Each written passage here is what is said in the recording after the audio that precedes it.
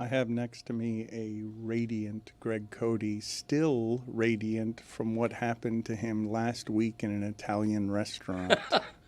What are you laughing about? Because I think I know what you're going to say. Well, go ahead and tell the people what happened to you, why it is you're so delighted. I like how he thinks he knows what you're going to say. Are there multiple, instances in an Italian restaurant last week? I may have mentioned it to him off the cuff. I don't know. I don't recall that. But, I live by small pleasures in life. To me, the quality of life is measured in not the major stuff, not the Europe vacations, but the little minutia. And so we're in our favorite local Italian restaurant the other night, and from 2 tables over, a guy I don't know looks at me nodding, and I know he recognizes, and he says with a thumb up, "Nice pick on the Dolphins game." And he was right, okay? The Bills won 31-21. I predicted the Bills would win 30-20. I came that close to a Zagacto. And that's a big deal. And I was happy.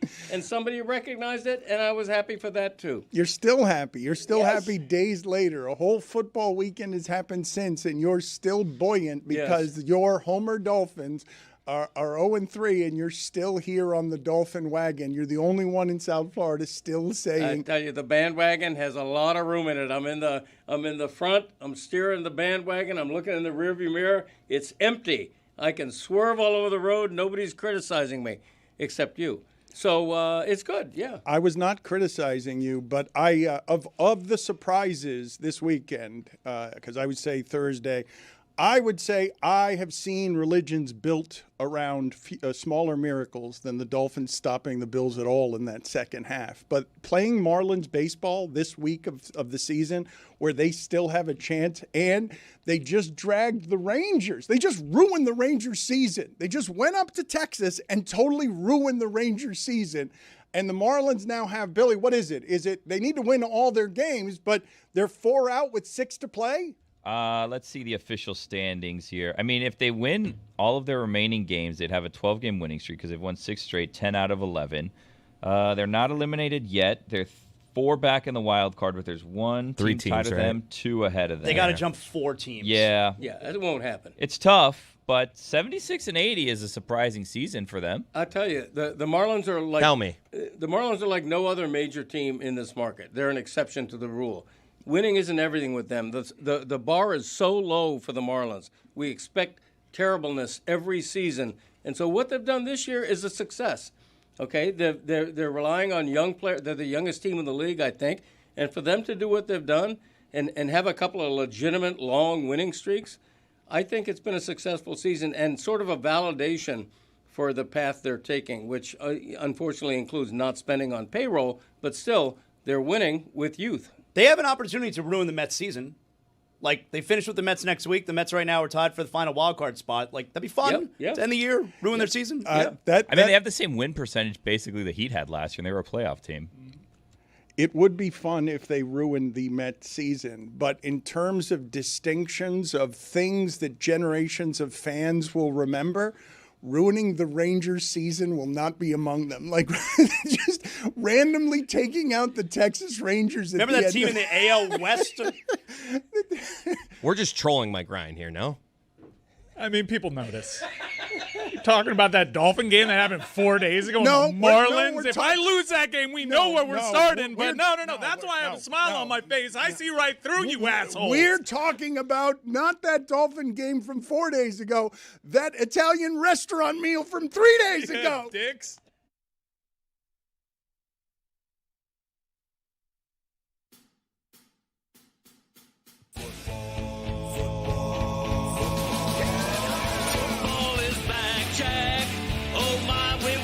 For so long, we're so damn excited that we put it in a song. Don't need no check downs, give me big hits and quarterbacks. Keep your fantasy team from falling off the track. Football is back, Jack. Whether on the ground or through the air, when the chips are down and you throw a prayer. When your team is primed and on the hunt,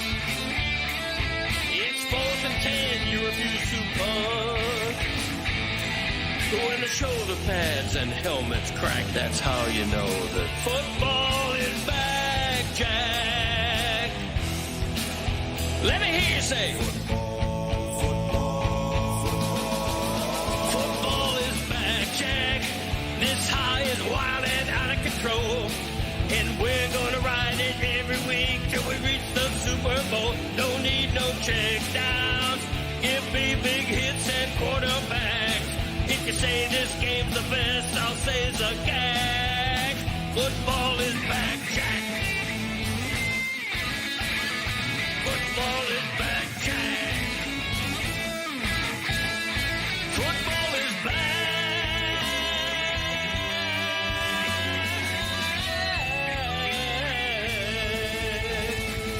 Football is back, Jack. Zaslow legitimately came in here today with an observation that made me wonder, where have you been for 35 years? He comes in today and he's like, Michael Irvin is crazy, huh?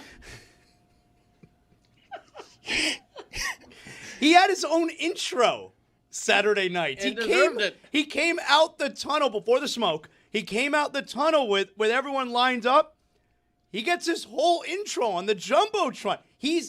He loves Hurricanes. And not just Hurricanes football. Because remember, what was it? I think when the Canes were in the NIT final like 7-8 years ago, nobody loves anything the way Michael Irvin loves the University of Miami. Well, go ahead and put in the corner of the screen the jump cut of Michael Irvin's just general behavior during the game, because everyone should have former NFL alums that care about the school the way this guy did. I do remember when he was with the champion Dallas Cowboys, Michael Irvin would call his old dorm room number, just knowing a football player would pick up, and start yelling at them about how they were supposed to be playing football. He didn't even care who it is that was answering it. He just wanted to scream at them. Doing push-ups. Yeah, of course. He's always doing push-ups. And that game was encouraging for a number of different reasons. But chief among them, to me, it has been a really long time since I saw a University of Miami football team that could survive its quarterback having a bad football game against a good defense or a great defense. That would have been done better before the show. Thank you. That's good. That's good to put that there now, though. Dan, you got video covering it. No one knew. Video covering it it. was actually a good job. It was actually Job phenomenal. on the video team. Yeah. Head on a swivel, pal. One person did a bad chair. So you pointing it out. Yeah.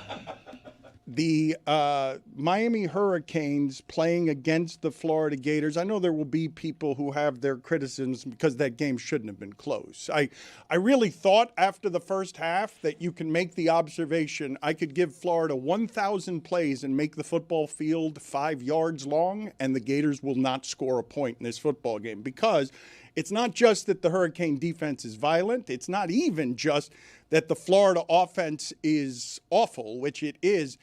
The thing that I'm seeing out of the Hurricane defense that I haven't seen in a good long time is the side-to-side speed that doesn't allow anybody to grab the corners on them, because they have a lot of speed on the field. So you saw the way that they can lose a football game this season, because Florida should not have been in any way in that football game. And I imagine, Mike, that you were shitting yourself when you're up 13-7 and the Gators are, inside the 35-yard line in the fourth quarter, and mystified, I imagine, at how that game was close. I'm not mystified. I thought that I was touting Florida's defense entering that game. I thought it would be tight early, and then Miami would pull away. And that's what happened. I was upset at the interception. First off, I thought Cormani McLean was excellent that game. I thought their corners were excellent on our receivers, but Cormani made a great play on that ball, and really wasn't so much the interception as to where the interception was. I'm like, that's probably the first time they crossed a 50.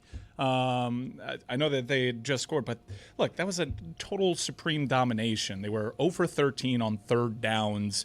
Pro Football Focus said that was the worst pass blocking performance in the history of Pro Football Focus by 24 points. The Miami Hurricanes defense is incredible right now. And say what you will on DJ Lagway, he does seem broken. He had 5 picks the previous week. All 5 picks that he had were entirely his fault. 4 of the 5, he had good protection. This is not a bad Florida Gator offensive line. In fact, if you watch the content that PFF puts out there, is like, we still understand this Florida Gators offensive line to be good. Top end in the nation type of good. That's all about Ruben Bain. That's all about Akeem Mesidor. Players that were here last year but looked different. These guys have slimmed down. In Ruben Bain's case, he is healthy. He had a bit of a sophomore slump last year, and this year, honestly, there isn't a more dominant player in the country right now in terms of winning your individual assignment, play in, play out. He deserves Heisman. It was clear, given how he played his first year and how he's playing this year, that he was hurt last year, because that was not a regression. That was not a sophomore slump. That was somebody who didn't have his explosiveness, did not have his strength because he was hurt. And the Hurricanes have, I'm gonna say they've got at least 4 first-rounders that I can identify by sight. 2 of them on the offensive line.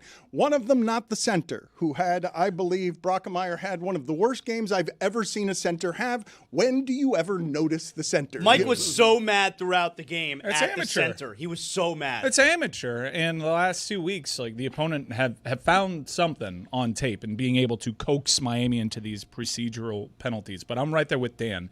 Miami presently, I think, has 4 first-rounders. Markel Bell was never really talked about. He's like, if this guy meets his ceiling, he could so be strong. He's bigger than 6'9". everybody. He was a transfer, came over last year, and this is a testament to the development. Now, look, that is a body type that most offensive line coaches would dream of working with, but he was not at a big-time football school. Football relatively new to the young man. 6'9", put out dominant tape. This guy put himself in top 20 draft pick consideration. You got CeCe Mauanoa, you got Ruben Bain, of course, and Carson Beck, who was coming off a pretty bad game for him. He was off all night. I will say, How much did the rain, wet ball affect you him? were out there. Must have, right? He hasn't played in good weather yet this season. No, he's played in a month-long monsoon. In that uniform. was terrible. But I will say, like, there is a narrative online that, keep in mind, there's a young man that had a elbow surgery. There was a little less zip on some of those passes. I think that you could probably blame the weather a little bit, but I'm not too worried. How does Michael Irvin have the energy? I don't know. I wonder. Passion for the game? Let's do the Hampton Farms Nuttiest fan, because How are we going to beat this guy? We've got some nominees. We've got Michael Irvin. There are a number of nominees locally. Chris Cody was very jealous of Mike Ryan this weekend because That's an understatement. Mike Ryan was tailgating with how many of the Panthers, the 2-time champion Panthers? Paul Maurice is going to join us here, champion coach, at some point during the show. Mike, how many of the Panthers were you tailgating with? 1, 2, 3, 4, 5. More than 5? Six. Six players. 6 players and a couple of the staff. They were great. I should have been there. It's my wife's fault. We don't have to get into that. No, I don't want to. Why bring it up? Chris did get an invite. I got an invite. I turned should me have down. been there, and I had plans. What'd your wife do? We had plans for months with friends. It was a fun time I had, but I hated life. I saw pictures coming in, and I hate life. And those are Nutty fans. They were having fun. Every video and picture I saw made me want to be there. But let's get to more nominees. It's the Nuttiest Fan, brought to you by Hampton Farms, the official snack nut of the tailgate. Vote for your favorite Nutty fan at Le Batard Show on Instagram. And keep an eye out for Lucy at Arkansas if you think you're your team's Nuttiest fan. Well, who are the nominees? We've got Michael Irvin. It's going to be hard to beat Michael Irvin. We got Mike and his crew partying with the Panthers. I just have to nominate them because of how jealous I am. And then we have 2 signs from game day.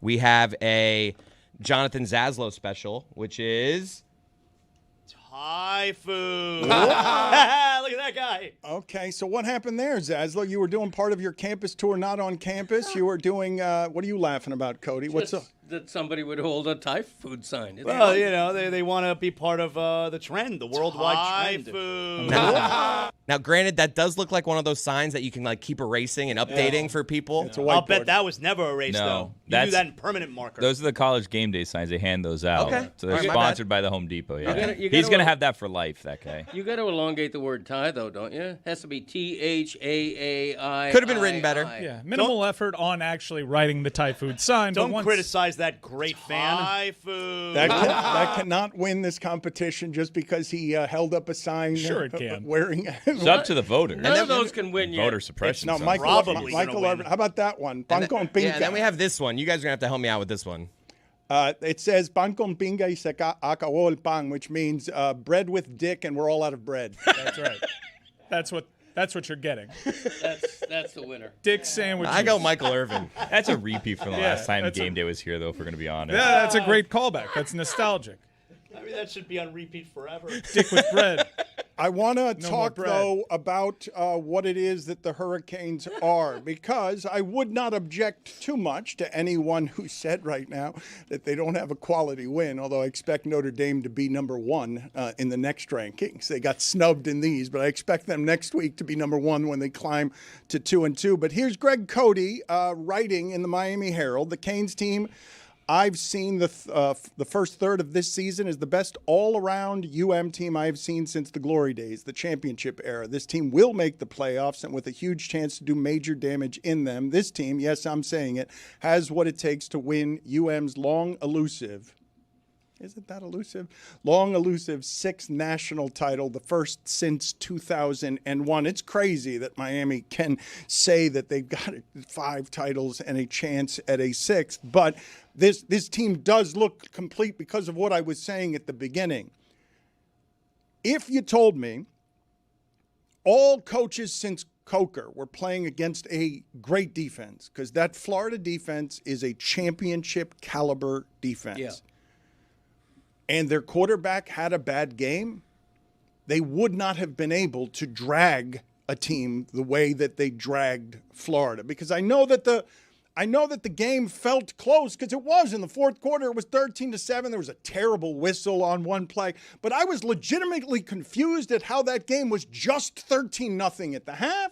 And I was legitimately confused that it was close in the second half, because I really did think that the Florida Gators would do nothing offensively all game, because that first half that I saw from the Florida Gators was sheer incompetence on offense, and they might be bad on offense. Mike is saying their offensive line is grading out well, but I did feel that was done to them by not just a fast defense, but a violent defense. Like these are hits being put on people that I did not see. I'm going to say there were more violent hits in that game. And again, when an offense is that constipated and lacking confidence, you can do it to them.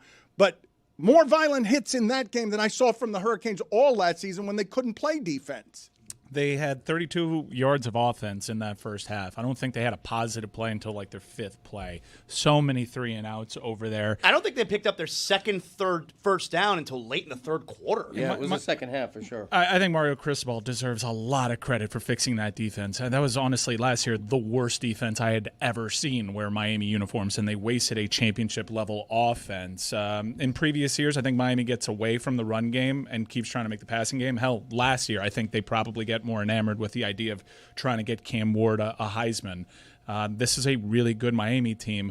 I know it was tighter, but we've been on the receiving end of those. We've been up against elite Florida teams, elite FSU teams, an elite Clemson team where Miami's defense puts up the effort and then the offense goes nowhere, and then by the end of the fourth quarter, you're down 21 points.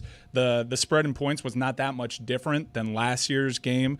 Dan is right when he says there was a bad whistle. The officials themselves went up to Mario Cristobal, explained we shouldn't have blown that play dead. What was their explanation? That they didn't see the ball? So there's a couple of narratives online. Samson Okunlola's, who's developed quite nicely, by the way, his helmet came off during that play, but he was not the ball carrier. In college football, if it has nothing to do with the play can roll on. The referees told Mario Cristobal, look, we just missed that call.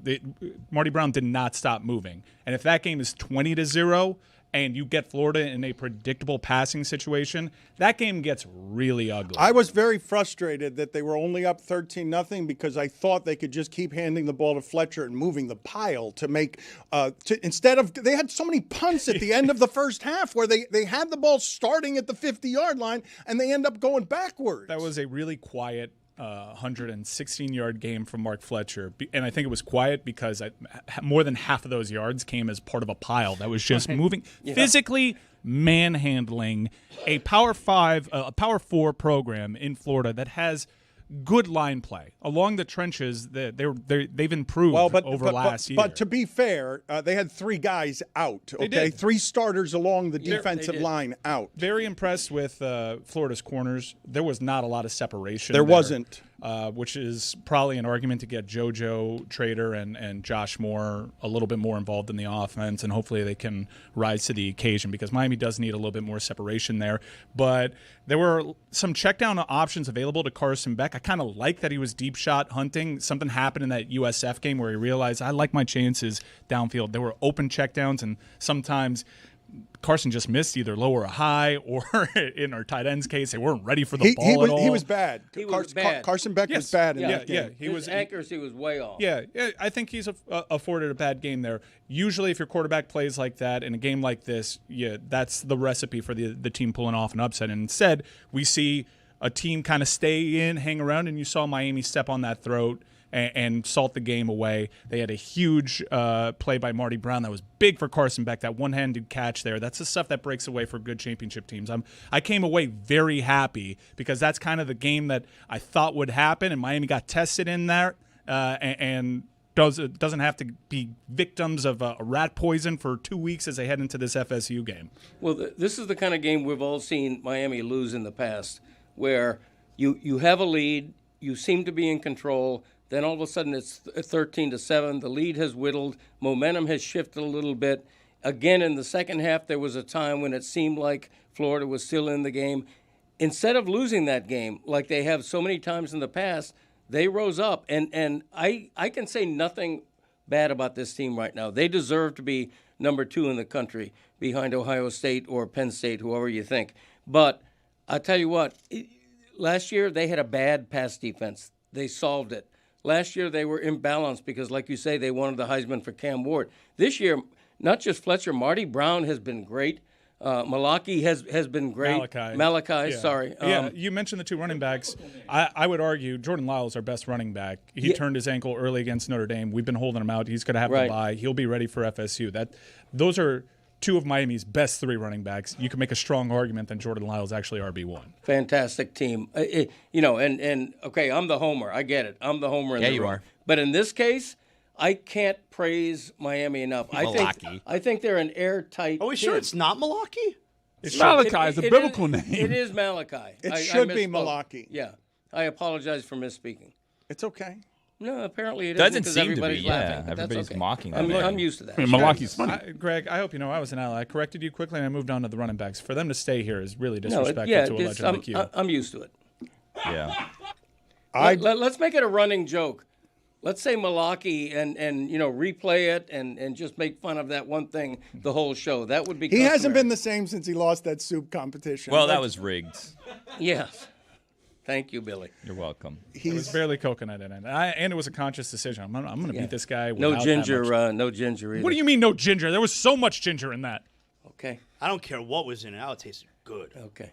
Mike ordered it from HelloFresh. Chris told us the next day. So I've seen this theory out there, and you can follow recipes, but where's the red bell peppers in that recipe? Where is the garlic? Where are the shallots? Where's the over amount of the generous serving of ginger? Yeah, there was sweet coconut milk in that. I've seen these theories out there online. What I made was totally different. The internet needs to shut the hell up. I thought that the college football weekend was more fun than the pro football weekend, even though the witching hour did. Yes, the witching hour did cover up some blemishes because there really were only 5 games worth talking about yesterday in the pros. Like, go ahead and see if you can name them because it's not going to be easy for you. I thought the college football weekend was a lot of fun, and I'd like to spend more time on college football than pro football today just because of how much I enjoyed the college football weekend. I'm sorry to all of you who had Auburn plus 6.5 in that Oklahoma game and got buried by a safety at the end. I wanted to talk about a handful of things, though, from yesterday. What were the games worth talking about? Because the Philadelphia Rams game was interesting from a number of different perspectives. The Eagles being down 26-7. I've always thought of Jalen Hurts as a bit of a front runner on that team, right?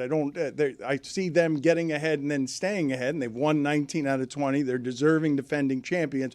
And beating that Rams team is an achievement when you are down 26-7, and they have recreated. I have to apologize. I said last week that St. Brown to Goff is the best combination in the sport that has the best timing between quarterback and receiver. I am wrong about that. It is Stafford and Nacua. Because at the end of that game, they were doing the shit that they did with Cooper Kupp in the Super Bowl with no-look passes where everyone knew the ball was going to Nacua and Stafford was still going down the field throwing it to only Nacua. Get the Nacua song here. I'd like to play some of the Nacua song. But what ends up happening at the end of that game, where you have the heaviest man ever to return a blocked field goal more than 50 yards, you had Jiggle running down the field on a day that had a lot of blocked kicks. I know a lot of people will look at that and say that that's what won the game, but this is what won that game. The Rams got stopped on 4th and 1, and that never happens to the Eagles. Like, that happens to so many teams, and it never happens to the Eagles because they've got that play that everyone... Because they cheat. And they got caught cheating again yesterday. They should have. No, they didn't get caught. They didn't get caught cheating. They got caught by the masses. They got away with cheating because they don't get caught whenever they false start on that play. His quarterback is not named Tua. That was the game that everybody was talking about yesterday. The Cleveland Packers game is a bit inexplicable. We'll have to talk about it, although I don't want to. It was not a game worth watching. Cleveland ruins football. Like, they play, their defense is great. I'm just so tired of these half teams. The Gators, the Browns, teams that can only do one thing, and you're out there watching, and of course it's going to be 13-10 at the end. But that was the surprise of the day. Go ahead and name all the other games, though, that you would want to talk about. Chargers and Broncos. Chargers are 3-0, and it's all in the division. Like, that's that. I know we talk about the Colts. Colts are the best story. Chargers might be the best story in the league right now. Justin Herbert's been absolutely great. Good thing we took Tua. Yeah, the Colts seem legit. That is, if you're a fraud Daniel team, Jones might be legit, too. Dude, if you're a fraud team, you roll in a Nissan Stadium feeling yourself, and you get all of a sudden dragged into like a tough divisional game. They were just wire-to-wire dominant. The Colts, I saw during the second quarter. Did you guys see this? During the second quarter of yesterday's game was the first time they punted. That's nuts. All season. Like, they had no team had ever done that. 19 straight drives to start a season. No punts, and then they put up 40 on the Titans. Easily. I think that I'm very curious to see how Tampa Bay and Philadelphia goes because Rams kind of built to beat the Eagles, and they had the exact situation which you salt that game away. And I was very surprised at the Eagles' ability to come back in that game. I know exactly what they do when they have a lead, but what do they do when they're a couple scores out? They were really impressive. Jordan Davis showed exactly why he got Heisman chatter as a defensive player at Georgia. That is a big man, and that was a very back-breaking return for a touchdown that ruined a big-time SGP for your boy. I had Auburn, and I had the Rams this past weekend. That's hard times, Dad. It's hard times. I thought Philly coming back like that was the game of the week, mainly because I had picked the Eagles to win. But the game of the week is tonight. I mean, Lions at Ravens is a dream. Jared Goff and Lamar Jackson combined for 9 touchdown passes last week, and there's going to be even as many tonight, I think. It's going to be a nutty game. I don't care what the over-under is. It's going to be 60-plus points tonight. I'm not going to mince words when I say this, so I don't want anyone to be confused. Chiefs stink. That team stinks. The offense, certainly. They constipated stink. offense. It was tough to watch. That first half was tough to watch. You mentioned Jordan Davis, though. That's a pretty firm 336 pounds. You would agree, right? We all love seeing a big man run down the field, but usually we like it to jiggle more than that. We don't like if that were running at you or towards you or even chasing you. That had more musculature on it than I'm used to seeing on a 336-pound person. He wasn't like that. Seemed relatively as fit as 336 pounds can be, and I would say that that's about as good a feeling as you can have in that sport, both blocking the kick and then returning it 50 yards in your home stadium with the ball when you're never supposed to have the ball at that side. I'm picturing the coaches being like, "Get down!" Get down! Yes, but the reason I will not say that was the best feeling you can have is because Isaiah Rogers exists on the Minnesota Vikings. And so he has an 80-yard interception return. He has a 69-yard touchdown fumble caused, and he recovered it, and he ran the 69 yards with it, and he caused another fumble in that game. And I told you that even though the Bengals were 2-0, that their season is over. And I also told you, Greg, that you got inflated on the Atlanta Falcons just because they won at Minnesota when Minnesota had a quarterback who doesn't know how to play football yet in the pros, and they replaced him with Carson Wentz, and then all of a sudden they put up 40 points because Isaiah Rogers exists. Yeah, and now Wentz has the start until otherwise notified. You're right. I mean, I inflated Atlanta based on that one result. And in the NFL, it's easy to do that because, Carolina looked like bleep, and then they win 30-0. I mean, it's very difficult, this league. There's parity all over the league. The worst team in the league can play the best team. The Browns won. The Browns, right. I mean, it's very difficult.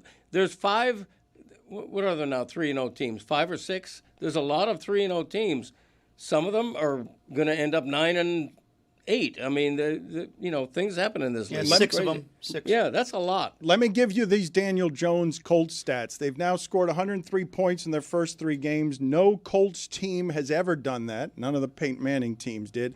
The 2025 Colts and 2007 Patriots. Is that the undefeated Patriots of Randy Moss? The 2007 Patriots are the only teams in the Super Bowl era to start 3-0 while punting fewer than 5 times. And now the Colts have scored on 77% of their possessions, the most of any team after 3 games in 45 years. To your Patrick Mahomes Chiefs point, during one era here, the era that we remember of the Chiefs, they were scoring on between like 35 and 37% of their possessions. It's now 4%. It's 4%. You don't even want to watch the Chiefs. And last night, Andy Reid's had enough of the Kelce stuff. Yeah, he gave him a shoulder.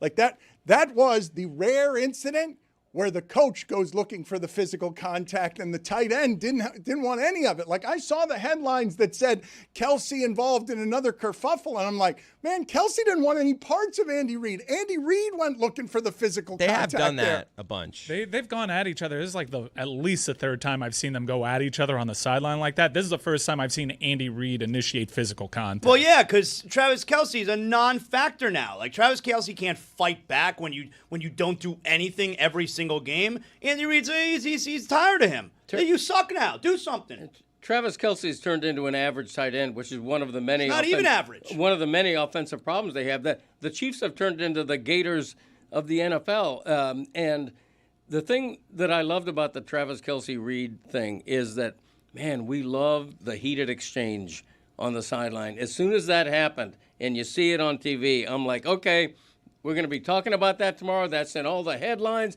We're going to make a big deal out of this because we do that. Kind of like when you get mad around here. We love it. Look, it's a violent game. There's a dozen heated exchanges on a sideline every game that aren't televised, that we don't see. It's a violent game. Things happen, but we love the heated exchange. It's rare, though, that the coach goes looking for the contact. And if Kelce had done that to Reid, it would have been a bigger deal. I want to ask the It's honestly inappropriate. A person in a position of power going and causing physical altercations with his subservience is something that the league should look into. Well, they should take it up with HR for sure. That's the Chiefs for sure. should take it to Human Resources. Yeah. When does though a argument rise to the level officially of heated? What needs to happen for it to be an exchange that is heated? Like the minimum. The minimum. I think any bump is heated. I think the heated exchange needs to result in something happening on the field. In other words, if Tyreek Hill and Mike McDaniel are going at it, and then later in that game, Tyreek Hill refuses to re-enter the game even though he's not hurt, then I think that exchange that may have led to that is newsworthy. When the finger makes an appearance, when there's a point. This is the way you play the game, Greg. I don't know what you're doing. The semantics of heated, Dad. I don't know what you just did there. That he was looking for the minimum bar for entry on heated, and you gave us Tyreek Hill not coming into a game. Yeah, because that after a heated exchange, that's when it becomes newsworthy. If you're sitting and then you're forced to stand up and argue. That's when it becomes. I don't think my dad knows how we're playing this game. Yeah, Greg, do you understand? They're playing Yes, I do Fantasyland. You're understand. giving real life Yeah. examples that are helpful. I answered it the way I answered it. Yeah. Yes, you did, Greg. That's not up You for said what you dispute. said. Yes, Yeah, it's true. You right. did answer it the way that you Can't answered. argue with that. There's no arguing with it. Thank you. Can we argue with the way that your father pronounces Malachi? Here we go. Here we go. Malachi. Here we go. Malachi. Okay, that's 2. I'm going to keep track. Give me that pen. I'm going to track. keep track of how many times during the show that airs. Okay, Malachi 3 so far. Okay. To be fair, The over-under is 7.5 on DraftKings. It would be best to use tallies, I think, for this one, Greg. You're going to have to keep scratching out the numbers. Yeah, you're right. I'm like a prisoner. I'm writing off the days. Here we go. so minimum barrier for entry on how an exchange Let's gets try it again. to heated. Roy offered a good example. If someone goes from sitting down to standing up, we're coming dangerously close to heated. Zaslow is right when he's saying if there's a finger being wagged or pointed. Okay. Those are the obvious answers. You want an obvious answer from Oh, me? you were going off the board. You want an obvious answer from me when it comes to a shove, okay? There's physical contact. I said that already, Somebody physical shoves contact. somebody. Those are all obvious answers. Mine is extrapolation, okay? I'm saying what really matters is if that physical exchange, that heated exchange, shows an effect in the game. That's all that matters. Because otherwise, it's one of a million heated exchanges. Everybody the next day, predictably, is going to say, oh, it's no big deal. I'm downplaying that. No big deal, which is exactly what Reid did. But contact goes beyond heated, don't you think? No, not in the football context. Hell no. You don't think? Well, we've gone when there's contact, you've gone from heated to assault. You're in the region of assault. Like we were looking for just heated, just something that's getting hot. Well, Andy took it to assault, not Greg. Like, Andy's the one that made contact. Agreed. And by the way, I think the question that we're not asking that we all should be asking is, how's this going to impact the relationship between Taylor Swift and Travis Kelce? Because if we remember correctly, Taylor Swift's family has known Andy Reid for some time, much longer than she has known Travis Kelce. Her father used to know Andy Reid. So now we have a situation where family friends are beefing with fiancés. And I don't know whose side you take in this and where the family is going to stand in this situation and if this is something that the relationship can even survive. I agree with that. And did Andy Reid just lose his invitation to the wedding? I think that's If there is reasonable. still one. Yeah. That's fair. Yeah, it's a big controversy nobody's talking about. Off the top of your head, can you guys recall, just thinking out loud here because it's not something I've given any thought to, can you guys recall confrontations between a coach and a non-quarterback that are always happening? Because Kelce's level of stardom absolutely has something to do with this. Every coach in Antonio Brown. Usually the non-quarterbacks on the sidelines do not get into it repeatedly with the coach. They're not allowed to get into it with the head coach. And you saw what happened to Antonio Brown when he was doing it. They got rid of him. You cannot keep having those with the coach, but you certainly can't keep having those with the coach if you're a non-quarterback and you're not producing, because Kelce's old now. There are a lot of miles on that body. It didn't even make sense that Kelce was putting up the numbers that he was the last couple of years with the amount of mileage on that body. But generally speaking, a coach, especially a Super Bowl winning coach, you're not allowed to get in those kinds of arguments with him if you're not Tom Brady. Yeah, you have to be a player of stature. There's no question about that. You're never going to see the second team guard. Well, doing I've never seen a tight end do it, is what I'm saying. I'm saying the tight end never has a level of fame that he's allowed to do any of that can go to his head where he's always arguing with his head coach in public. I feel like it happened with Keyshawn, and then Gruden threw him off the team. Yeah. Wide receivers, it does happen. DeAndre Hopkins, Bill O'Brien had one. I think Richard Sherman had one before. I remember old NFL films footage of this happening to Parcels a couple of times. It didn't happen once with LT. Kevin Green got into a fight with his linebacker coach. Kevin Green. You guys think that Dan Quinn should have gone into the concussion protocol? He had a bloody nose. He was knocked down by Marcus Mariota. Marcus Mariota hit him on the sideline. And Are you guys always surprised the way that normal-sized human beings go flying when they're hit by players on the sideline?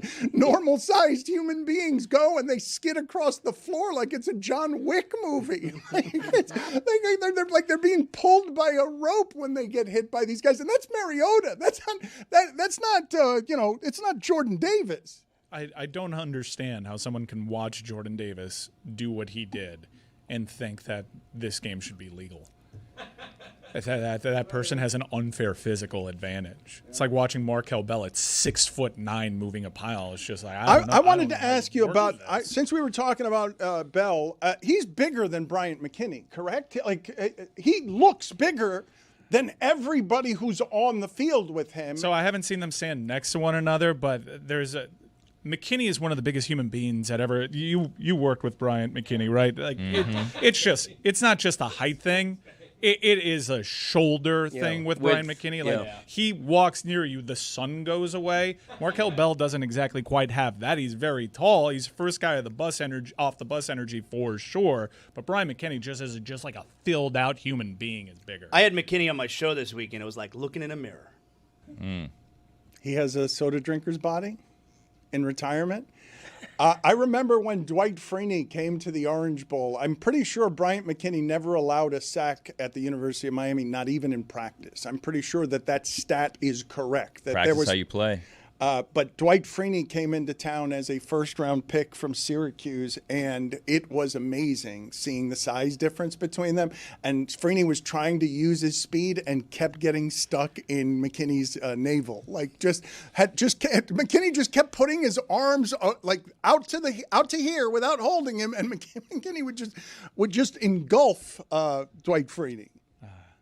But now we have another one of those. We have two of those at tackle now. 2 first-rounders. Man, I had Saturday pretty close to being, if that Marty Brown touchdown holds up, that's probably the greatest day of my life. That tailgate.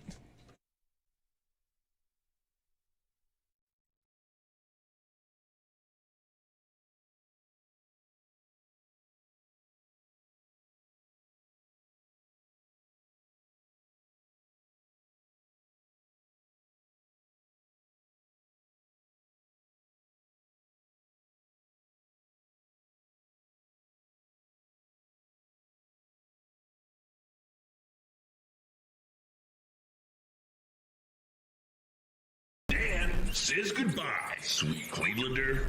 I should tell the audience that we've got a bit of an emotional week, I would say, here this week as we are leaving this studio. It's been an eventful 2 years where the show has struggled and groaned under the weight of trying to build a business. And we're going to move into new studios. Everything is moving after, I think it's close to 10 years here. And we're going to remember some of the things from the Clevelander because as expensive as the property value has gotten around here, the neighborhood has really deteriorated. There has been so is my health. There's been a lot of but that's your fault. Shootings here recently and assassinations, plural. And we need to get out of here. And next week, that move is brought to you by Miller Lite. 96 calories and 3.2 carbs per 12 ounces.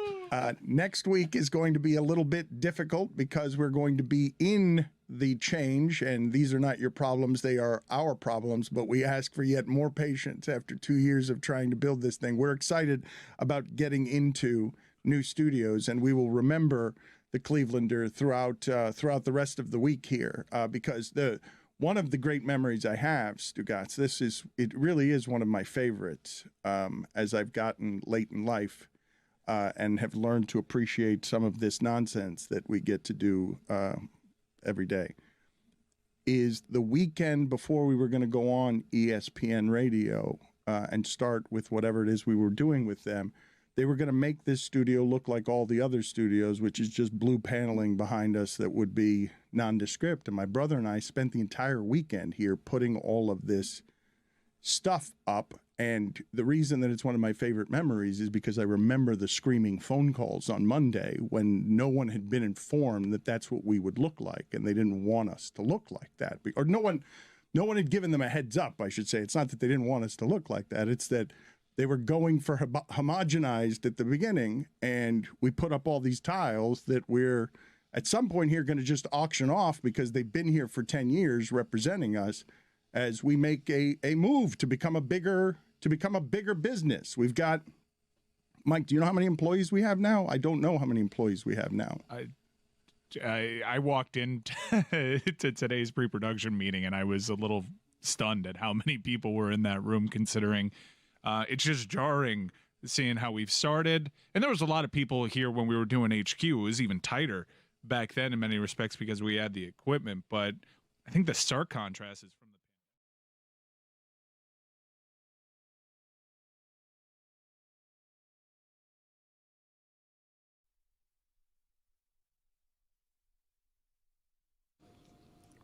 This episode of the Dan Le Batard Show with Stugotz is presented by DraftKings. DraftKings, the crown is yours. What happened there? How you feeling about that? Why'd you get all weird about that? What happened? Why'd you look to your right mid-sentence? Because the mic did not pick up when I started that. The mic was not on when I said this episode, and it threw me off. It was. It was. Don't worry about it. Everybody heard you. Because sometimes you get a countdown and it'll throw you Okay, off. all Don't right. worry about it. It threw me off. You did great. I don't know why so many people are piling on Insane. you. You nailed that Bills-Dolphins Okay. game. Thank you very much, Mike. I should be used to it by now, but I'm not quite. It's okay. I'll get over it. The Patriots had 5 turnovers yesterday. I saw something that I don't often see in that game. Mike Vrabel, not late in the game, not in a desperate situation, 4th and 1 from his own 16-yard line went for it. 4th and 1 from his own 16. I still can't get used to some of this stuff. I know all of these coaches have gone crazy now when it comes to 4th and short. Most coaches, college and pro, now know that they were doing the math all wrong for, I don't know, a century before that. And now they all go for it. But 4th and 1 from the 16 is still nervous. Like, Well, he's a crazy Yeah. person. He said he was going to cut off his pecker. Like, the guy's insane. He's since walked that back. Well, he was the Titans coach back then. He said if they want, he would cut off his pecker in order to win a Super Bowl. And now with the Patriots, they had 5 turnovers yesterday. Aaron Rodgers ends up winning and going to 2-1, but the Steelers' offense didn't look particularly good. The Patriots were 4 for 4 on 4th down in that game right till the end when they needed the last 4th down conversion and did not get it. That's one of the 5 games I would mention is worth talking about yesterday. I reluctantly will throw Jacksonville and Houston in there. Houston is the lowest scoring offense in the sport. How crazy is that? CJ Stroud sucks, huh? Get that team off televisions everywhere. I cannot watch this team. They are so unpleasant. I get angry watching them because I do believe them to have talent. And maybe I should forget what C.J. Stroud did as a rookie. We were all on his tip. He's not that good. Whoa. That's a breakdown you're not getting on Get Up. Yeah. He's talking about a pecker. Getting up? Whoa. I mean, they have some talent, right? That's a bad The organization. Jags were man. trying to lose that game. They had 5 drops in the game. The Jags do everything wrong at the end of games. Everything. I saw that game on the schedule. I was like, no, don't do this to us. They play twice. Were you actually looking at the rundown I was so for mad. week 3 and you come up with Houston and so Jags are mad. like, no. Why is this game? This game is an affront to football. Get this off. Just skip it. The next time they're scheduled to play, find 2 other teams to play. It's just bad. It's a battle of stinky quarterbacks. I hate them. Mm-hmm. Another half a team. Good defense, no offense. How do you guys feel in general about the limits on offense all over the sport? All over the sport that you have every quarterback throwing for 160 yards. Well, I mean, is Houston going up against a great defense every game? That can't possibly be it. I saw Tyrod Taylor move the ball against Tampa Bay, which, by the way, good team. Let's talk for a second about how Aaron Glenn feels about that wonderful celebration after Baker Mayfield produced not 1 but 2 game-winning drives in that game. Good. He's so amazing. That game was so great. And by the way, as aesthetically pleasing a game as you could see. Those white creamsicle uniforms at home, it just Those are looks nice a little uniforms. different. Yeah. And Those are Baker, nice. what is more valuable to a football team if you're not putting up your best effort, because we have not seen a complete game from Tampa Bay this year. They've been in tough betting spots. What more do you want as a special trait from your quarterback than to do that? What is more valuable than in the final minute, I know this guy's going to do it, perhaps multiple times? They're injured, and not only did they do it multiple times at the end of that game, you're mentioning Ibuka, but Mike Evans was out. Like, he got injured, and so it's not just that both his tackles are out. Now Mike Evans, his Hall of Fame receiver, is out, and still 2 game-winning drives against the Jets. Wasn't it just last week you were talking about Baker Mayfield, that he's one of the 3 or 4 quarterbacks who, if they have the ball late in the game, we think they're going to score. We all knew how it was going to happen. You saw how much time was on the clock while Aaron Glenn is dancing, and you're like, don't do this. Don't do this. Baker's going to find a way, and he always finds a way. But Ibuka is that dude is a great player. And while Mike Evans is off, there's talk that Chris Godwin, who's another one of the great players to watch in this league, so fun to watch. Godwin's coming back, so hopefully there isn't that much of a drop-off, because they have Philadelphia next, and there has been a thorn in Philadelphia's side over these last few seasons. Remember, Philadelphia had to reshape their entire offense the last time they played Tampa, because they got blown out. When I say Baker Mayfield league MVP, I'm not even kidding. I mean, it used to be words that would be ridiculous in the same sentence, but the way he's winning games, it's not ridiculous. He just has that ability. I mean, Daniel Jones, Justin Herbert, who are the MVPs right now? I can make an argument for Baker being number 1 on the list at this point. And it's not like system plays. It's not. It is very much individual efforts. He makes plays. He makes stuff happen. He becomes Steve Young in certain moments when they need plays with his legs. And that throw that he made to Ibuka, not many people can do that on this planet. I know that a lot of analysis excludes what I'm about to say, which is one of the reasons that the football got worse in week 3 here is because people aren't as fresh. They haven't had months off anymore. Now they're going week to week again. Some of the quarterbacks are out. And so your ability to win games when your team is injured. Baker Mayfield is without his tackles. They're winning games against teams that have pass rush. And when we're talking about this and you guys are saying Baker Mayfield for MVP, and I'm hearing then, unless you say Daniel Jones. I know that's not going to age well. That is a rookie head coach. Let me explain to you that Chris Cody, do you know how odd and sort of earth-shaking it is for the Jets to get a lead late and send Chris Cody, who I know to be allergic to books and research, sent him immediately to the internet to wonder whether or not yesterday was a historic day for blocked kicks. I was like, there are a lot of missed blocks and misses. I'm like, there's a lot of misses today. Let me do the numbers. I'm going to crank the numbers out. I'm going to go to every game log, see all the kicking stats. And I learned, based off the average, it was just a slightly below average day. How much time did you spend? Every game I'm watching, that field goal missed. But the weird part was the returns. Yeah. It was also, in my mind, the misses. And they turned like potentially losses to wins. They were wins huge to losses in the league, and as soon as he said it, they missed 3 consecutive kicks. 3 consecutive field goals got missed. Also in the Cleveland game, you could have also had one returned, a blocked kick returned for a touchdown, except it took like a funny bounce. Otherwise, that would have happened there too. To have the fact that during the witching hour you had 2 blocked field goals returned for touchdowns is what made the witching hour erase a truly dreadful day of professional football. Dan, I have indeed opened up the Game Time app to see ticket prices. I can get in that door for $28 fees included. That is fees included. There are about a dozen tickets right now that I'm looking at this app that are under $35 all in, fees included. That's taking the guesswork out of buying tickets, people. Download the Game Time app if you want to go to this terrible NFL game on Monday night between the Jets and the Dolphins for an unbelievably low price. Why? Because that is what Game Time does. It's the absolute best in the market, and if for whatever reason you find a better price out there, Game Time will match 110% of that price. Use the code Dan for $20 off your first purchase. Terms apply. Swipe, tap, ticket, go. I might go. 2 bad teams could be an exciting game. I might go.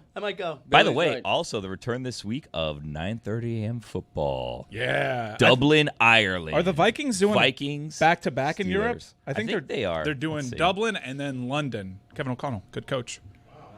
I want to talk about some college football here, and I'd like to know from the group here what you guys believe to be the biggest story from the weekend. The first thing I'm going to do here is play some old Dabo Swinney sound, not just the sound from last week, but the famous sound from last year where he was taking calls from a sports radio station, and he got mad at some caller. The Dabo Swinney Show. Named Tyler. I started as the lowest paid coach in this freaking business, and I'm where I am because I've worked my ass off every single day. And I ain't going to let some smart-ass kid get on this phone and create this stuff. So if you got a problem with that, I don't care. I work for the Board of Trustees, the President, and the AD. And if they're tired of me leading this program, all they got to do is let me know. I'll go somewhere else where there is an appreciation. Am I perfect? No. He wants to be fired. And I am a man of faith. Absolutely. I'm 53 years old. And there ain't one thing in my life. I've been a part of failure many times, but there ain't one thing in my life that I ever failed at, Tyler. Never. Right? I wanted to get an education. I got 2 degrees. I wanted to be the first college in my graduate with my family. I did it. I wanted to play football in Alabama. I earned a scholarship in every 3 years. Worked my ass off. Won a national championship. I wanted to get into coaching. I worked my way to being a head coach. And when I got this job, I'm sure you didn't want me to get this job. 15 years later, I'm still here, and I say the results are what they are, and I stand on them. So you don't ever have to call back, Tyler. Wow. Braggart. Well, he's pretty arrogant. I also imagine that whenever he argues with his wife, he also gives his age and asks her to fire him. Like, This is becoming a move. You can get a divorce if you want. Look, I'm 53 years old. Okay, I got plenty of time. You can take half my stuff. The buyout's only going down. let's play the sound from last week, because I suspect after losing to Syracuse, we will get some of that arrogance deflated right out of him in tone, temper, and tenor. But let's play the sound from last week of Dabo Swinney also being hugely arrogant while he's to buy you time, people. I can provide the framework for the audience that I guarantee you he will invoke. He can be fired at any time, and that he's still got plenty of time to get fired and go somewhere else and win.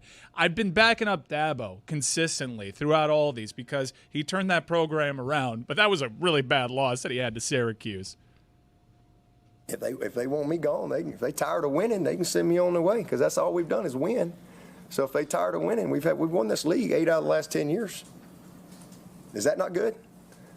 I'm just asking. Is that good? I don't know if that's good or not. To win your league 8 out of 10 years, to go to the playoffs 7 out of 10 years, to be in 4 national championships, win it twice. Yeah, we're a little down right now. Take your shots, but I got a long memory, in case y'all don't know. We'll be all right. We'll bounce back. This is a program built to last. Always has been. Always will be. And I would just say, if you give up on us if you don't believe in us because we've lost 2 games down to the last straight and we're one, you didn't believe in us anyway, so it don't matter. You wasn't all in anyway. If you're all in, you burn the ships, man. There ain't no exit strategy. Like, you're freaking all in. And hey, listen, I mean, if Clemson's tired of winning, they send me on my way, but I'm gonna go somewhere else and coach. I ain't going to the beach. Hell, I'm 55. I got a long way to go. Y'all gonna have to deal with me for a while.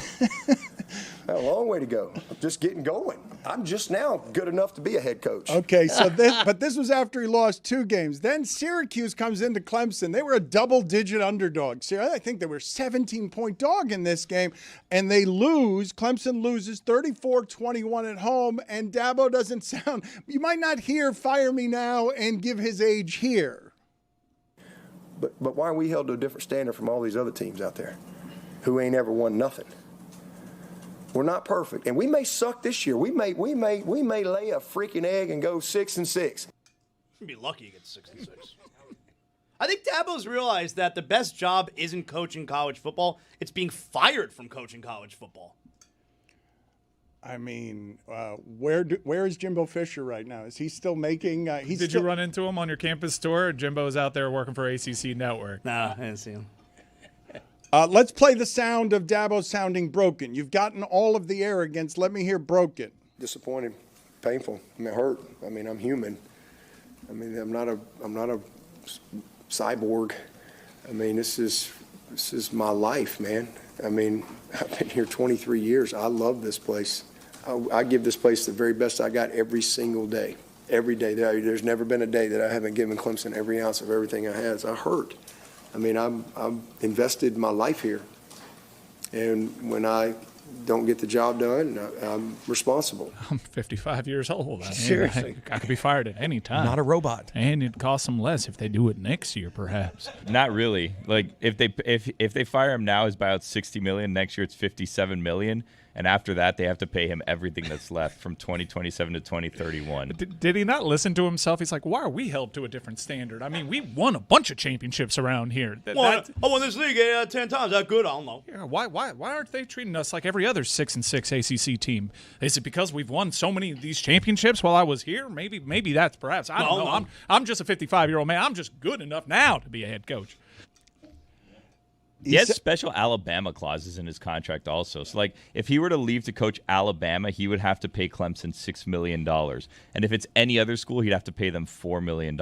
And every single year there's clauses like that, and it's only Alabama that's higher than every other school in the country. So when they signed him to this 10-year deal in 2021, they were really afraid of him leaving to go to Alabama when Saban left. And now they want to get rid. Now they're hoping Alabama fires their coach and hires him so that he has to pay them instead of the other way around. You can't run down that hill the way he does and then lose 34-21 in Syracuse. Put it on the poll at Le Batard Show. Can you run down the hill the way Dabo does and then lose 34-21 to Syracuse? I do want some college football observations from you guys, especially from Zaslow, who's a college football expert and was part of ESPN Radio's coverage all weekend. Want Mike Ryan's thoughts on game day as well. Texas Tech looked awfully impressive to me, and somehow their backup quarterback, Will Hammond, is better than their starter, Morton, because he came into the game and they all of a sudden started dragging Utah. But the game for me that I enjoyed most this weekend, by the way, Belichick quietly lost to UCF 34-9 this weekend. He lost to Ja'Cory Brown, former Miami third-string quarterback. Dan, to your Texas Tech point, they spent so much money this offseason on that defense.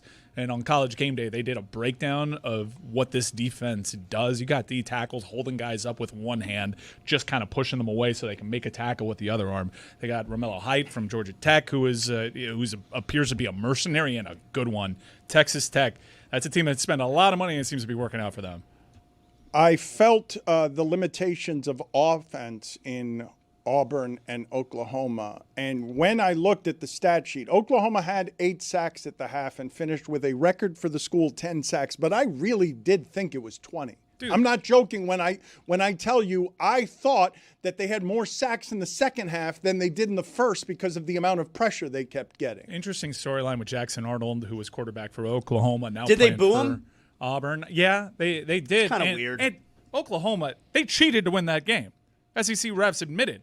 They did one of those. They admitted they cheated. They did they blew that call. Oklahoma tried to be cute. They ran a guy to the sideline pretending that he was going to sub out. I like when they do that. Defense was super confused. You're not allowed to do this. It's against the rules.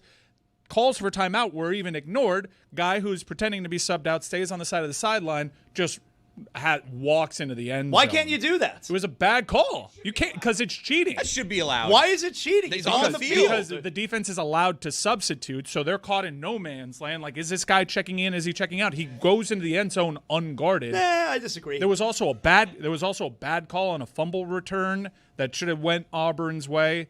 It was just really bad. And then they get the safety at the very end for a back-breaking 6.5, and you know I was on that 6.5. Now you can hear it. That's how you could hear it. There you go. You There's could the hear cheating. it. Of course you could hear They it. cheated. That's the cheating right there. Auburn for the last 2. I've been on Auburn against Oklahoma the last 2 years. They're inventing ways to lose to this team and not cover. The best game of the weekend was Arkansas-Memphis.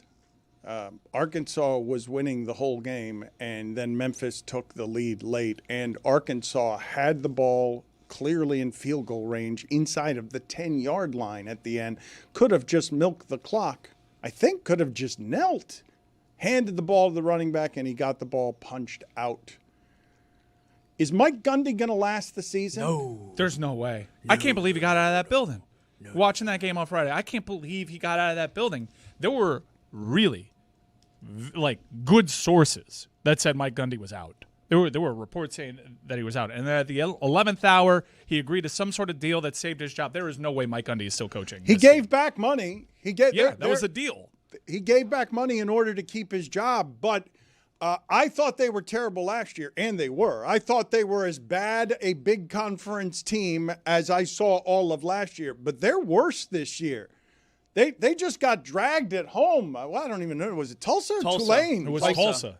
And Tulane, I guess you can understand it. Tulane's not a bad football team. Tulsa's always bad. Tulsa's not. Tulsa doesn't belong to be playing on the same surface as Oklahoma They're State. going to get their ass kicked at home next week, too. They have Baylor. They're going to lose that game, too. Put it on the poll at Le Batard Show. Has Tulsa ever even one time been good at football? Yes or no? I want to know because I just associate Tulsa.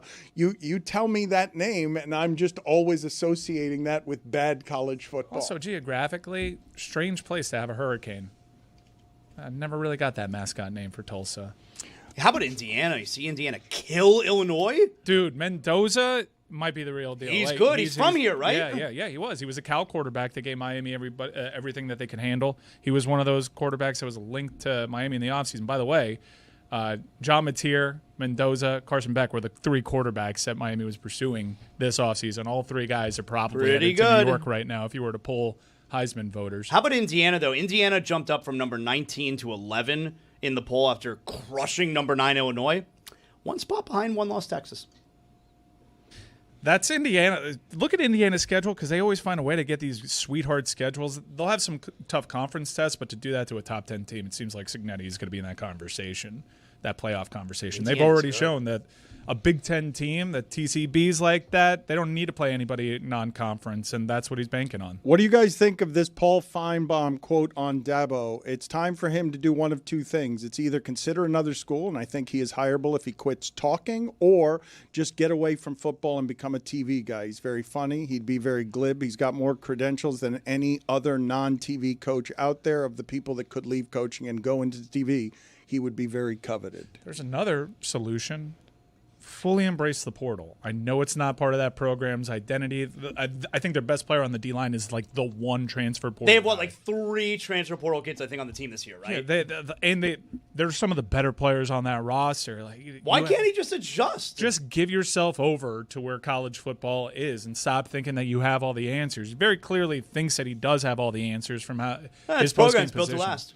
I mean, Paul Finebaum ain't wrong. Like, stop talking. That should be one because he's not doing himself favors. He's becoming a joke. Well, you're right. He should invest in the portal because teams that do are ranked number 2 in the nation, to use an example. But the problem with Finebaum's comment is Dabo Swinney's got a very impressive resume. So what are you saying? He's not allowed a 1-3 start? Well, he's just 3. I think 3 of his last 4 seasons have 3 losses or more in them, and so of course, he's allowed a 1-3 start. But this is what the descent looks like. It's not up for argument. He's kind of not allowed a 1-3 start. He won the ACC Apparently last season with 3 losses, and he was in the playoff. Yeah, and if you don't believe that, ask Dabo. He'll be very quick to remind you of that. It's not just 3 losses, though, Greg. It's you're supposed to get right against Syracuse at home. Agreed. And it's a bad loss. And it's not like a loss in which everyone's like questioning the difference between this Dabo team. Not a bad team. No. Although their season's probably going to fall off soon because Angeli, who's been really good for them, had a non-contact injury that wipes him out for the season. So that's not going to be a loss at age as well. I don't think. But usually when he's at these forks in the road where Tyler from Spartanburg's going at him, or they lose to these other teams. He's very good to back up his words with a good performance. And to lose at home a conference game, 17.5-point favorite, and not have they were never in that game. Syracuse totally controlled that game. That's not what this season was about for Clemson. They came in ranked top 10. Dabo versus Belichick up next. Syracuse, Fran Brown, their coach, is a good talker. He's the one who reminded us last year that he doesn't shower after they lose. Here he is after beating Dabo and presumptuous, and I presume Tyler as well, in Clemson. I don't care about what Vegas said. Nah, Vegas said Canelo was about to win. But, you know what I'm saying? Crawford said different. Does he understand? Vegas is not like a prediction. It's not That's not what it is. No, man. they try to get action. Vegas said different. It's not a prediction. Vegas said different. Zaslow, how was your time with Mike Ryan tailgating and as part of the ESPN radio campus tour? I understand that Willis McGahee was wandering He had a good around, time. the yammering and yelling into the sky, fueled by whatever it is that he was enjoying in terms of liquid. He made one of our videos for ESPN Radio unusable. Let's just put it that way. Willis was having a good time, though. Good for him. We had a great time tailgating. I mean, like Mike said, we had a bunch of Florida Panthers who were hanging out with us. Mike knows how to do a good tailgate. I'll tell you something. I've never been to a Mike Ryan tailgate. He knows how to do it. Good music. I mean, it was lacking a little bit of the Pearl Jam, but whatever. I'm not a DJ. Good music, good food, good drinks. And then, let me tell you something. I sat with Mike for the game. Those seats, that's where I sit now. That's where I sit for all the games. Recliners and the televisions and all that stuff? That's where I sit for all the games now. Okay, you mentioned that, but you didn't give me any further details on what Big, comfortable seats, lots of leg room. Sometimes I like to, I want to, spread out a little bit. I want to be comfortable. I can stand when I want. I can sit when I want. Drinks flowing. There's food. You got the TVs right there. What a great. That's where I sit now. You mentioned that. Wait a minute. Are you a golden cane like Mike, or? I mean, no. Yeah. I don't get involved in that minutia. I'm just telling you, that's where I sit. It's for someone else to figure out. But Zaslow walks into that barn, that's where he sits. Michigan won at Nebraska this weekend. What's the name of their interim coach? Biff something? Bogey? Their interim coach. How was he going to celebrate after it is that they beat Nebraska? And Matt Rule, host of the House Rules podcast. What are you going to do tonight to celebrate? I'm going to eat some Haagen-Dazs coffee ice cream with my wife and smoke a Cuban cigar and then probably go to the hospital. I love that last part. He was also great on game day. Saban was interviewing him. He's like, I remember when you were down there at St. Francis paying players. He's like, I learned that from you, coach. When he's at the hospitals at the end of the night, he's like, this is a great night. Yes. Let's play it again. Yes, ice cream and cigars in the hospital. That's a good night. That's a good night. What are you going to do tonight to celebrate? I'm going to eat some Haagen-Dazs coffee ice cream with my wife and smoke a Cuban cigar and then probably go to the hospital. Cigar. He's high-fiving the nurses, Probably go to the hospital. Smoking a cigar in the hospital, that guy. By the way, Nebraska, don't be afraid to win one of these. Mike, how was the game day experience? So I heard from a lot of people at ESPN. They're like, "Man, this is better than 2017." I didn't think so. I think 2017 had, just by volume, more people there, and it also happened later in the season, so the weather was better. Shout out to all those kids that were there. It was a hot one. Florida, South Florida in particular, especially with a bunch of students from the Northeast. Not exactly a hockey town. Matthew Kachchuck, clearly hindered by this injury, did his best to get the people there, but it was all about the moment with Pat McAfee in the Speedo going off the diving board. I think overall it was just a great weekend for the University of Miami. Shout out to that athletics department, Joe Echeverria, the president, Kim Gorby, the SID. Cristobal came off great in his interviews. The campus looked beautiful on television. It looked like a place you wanted to be. And then it's not the prettiest game, but Miami TCB's and looks physically dominant against an in-state rival. Just pretty much ends a Billy Napier experience at Florida and looks a certain way. Looks like a legit contender. And on a neutral field, I'd concede to the champs. I think that Ohio State is better than Miami, probably a little bit more experience, more depth. Certainly, Miami's got to stay healthy. But the neutral field this year in the national title game is in Miami. Isn't quarterfinals also here, right? Miami looks a certain way, and I think they'll have a really good test. Now, it's a weird schedule for them. They're only going to play one game in the next 20 days, but that game's against Florida State, which, by the way, not the easiest opponent on Friday when they go up to Charlottesville against Virginia. That team can move the ball. I don't think it's going to be a low-scoring one, but I think FSU in this game might fortify some things that will get them feeling good about their offense, but won't exactly be where they can win this game because Miami's going to give you a different energy along those trenches. As a Canes fan, you want FSU to beat Virginia, though, right? I do, but I'd be, hey, don't overlook the who's. Don't overlook Chandler Morris. They can move the ball. A couple of things I do want to say, though. I've known Mario Cristobal, okay, since he was an offensive lineman in college, and I've told you that his brother's a good deal more intense and menacing, his older brother is, than he is. Mario Cristobal works extraordinarily hard and is usually soaked in an inordinate amount of stress.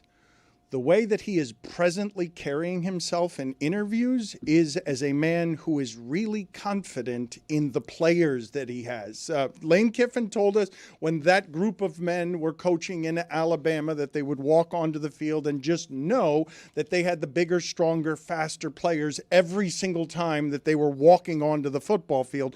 Cristobal has had some of that stress pour off of him in these interviews where he doesn't seem nearly as much under duress. I noticed it too. He was really kind to me. He gave me a lot of time over the weekend as well for ESPN, and obviously it has a lot to do with the current state of the program. I mean, he was really nice and really forthcoming with me. It's Mario Cristobal go on any show but this one, it seems, huh? Greg Cody twice, Zazo for an extended period of time. You know what? Mario is so confident in his team right now, he can't even convey publicly what he thinks of his team. It's one of those situations where he has to be careful what he says publicly, because I just think he's supremely confident. I think before the Notre Dame game, he knew he was going to win. I think before the South Florida game, he knew he was going to win easily. He can't say that, but I've never seen him so confident in the roster he has. Would you agree, Mike? Teams with this type of advantage along the trenches, they're going to be in every game. You're not going to blow out a team with that offensive line, and now you can add the defensive line. We kind of said this last year. You don't blow out teams with that offensive line. Miami, to their credit, lost 2 games by a combined 9 points. Were in every game. It's different this year. You know they're not going to abandon the run game like they have last year. They blew the Syracuse game, which they were leading 21-0, and they were running at 7 yards a clip, and they were still chasing awards and whatnot. They couldn't break themselves because they were so desperate down here for 20 years to get a quarterback that looked like Cam Ward. Once you had the toy, your identity was Cam's going to figure it out. Cam's going to save us. That's not the identity here. Carson Beck, I don't have it today. Let's hand it to Mark Fletcher. He'll get hit at the line of scrimmage 3 yards in, and then that line of scrimmage will then move 7 more yards because everybody in mass is just going to physically dominate the opponent. Now, granted, the Florida defensive line was depleted by injury a little bit, but I don't think I've ever seen a UM offensive line physically play that well against a good defense. It was just UM is so complete all over the field right now. I just don't see a weakness other than what you mentioned, depth. But if they're starting 24 are healthy, they're as good as anybody in the country other than OSU. Speaking, starting 24? Punter and kicker. Pretty important. Yeah. Okay. Chris did the research this weekend. Yeah, in fact, this is a little bit delayed, but... Yo, chicken time. I don't believe it was 15 minutes of research. You don't actually do 15 minutes of research on anything. Why don't you look up the returns? Somebody who does the returns. Are the Kings peaking too soon? Some are asking number 2 this early. Setting our disappointment. The photo that shows every game and the makes and misses in every game. Speaking of confidence, in the history of sports media people, how many are there who could pull off what McAfee did this weekend? Give me the names of the people who do that stuff. The game day experience, it's hard to transition from Lee Corso to something that is younger and has more energy, but him upping the ante on $100,000, $200,000, $300,000, $500,000 field goal kicks, and then pathetic kicks this weekend. I mean, that is life-changing really money for you and your boys, and he gave you a second chance, Pathetic. and you can bank it in. You know, it's legit. Like, a lot of people just assume, like, ESPN takes care of Pat on the back end. No, he makes these spur-of-the-moment decisions, and he's the one that fronts the money. He's got on that game, I think that's the best version of Pat McAfee. I really do. He leans into what makes that show special. See him feeding Saban the Gator sandwich. He got Nick Saban on camera to take bites out of a huge sandwich. And for Pat McAfee to pull off that big moment at the end and make it feel big when David Pollack did that in 2017, Jenna Sims did that earlier in the show, and it still felt bigger because of the personality and just the general star power that Pat McAfee has. He's a star. Everyone was following him around on game is. day. Like the crowds of people wherever he would walk to, if he was switching stages, if he was going over to the field goal contest. Like he had crowds of people following him. Everyone had their phones out. Where's Pat? Where's Pat? Like that guy commands a crowd. I did get to speak to Chucky, though. If Chucky wasn't fresh off of surgery, Chucky would have been right there, up there with him, jumping off that thing. But this guy was tough. They had that conversation. That would have been a look. That would have been a look. I'm out for 2 months.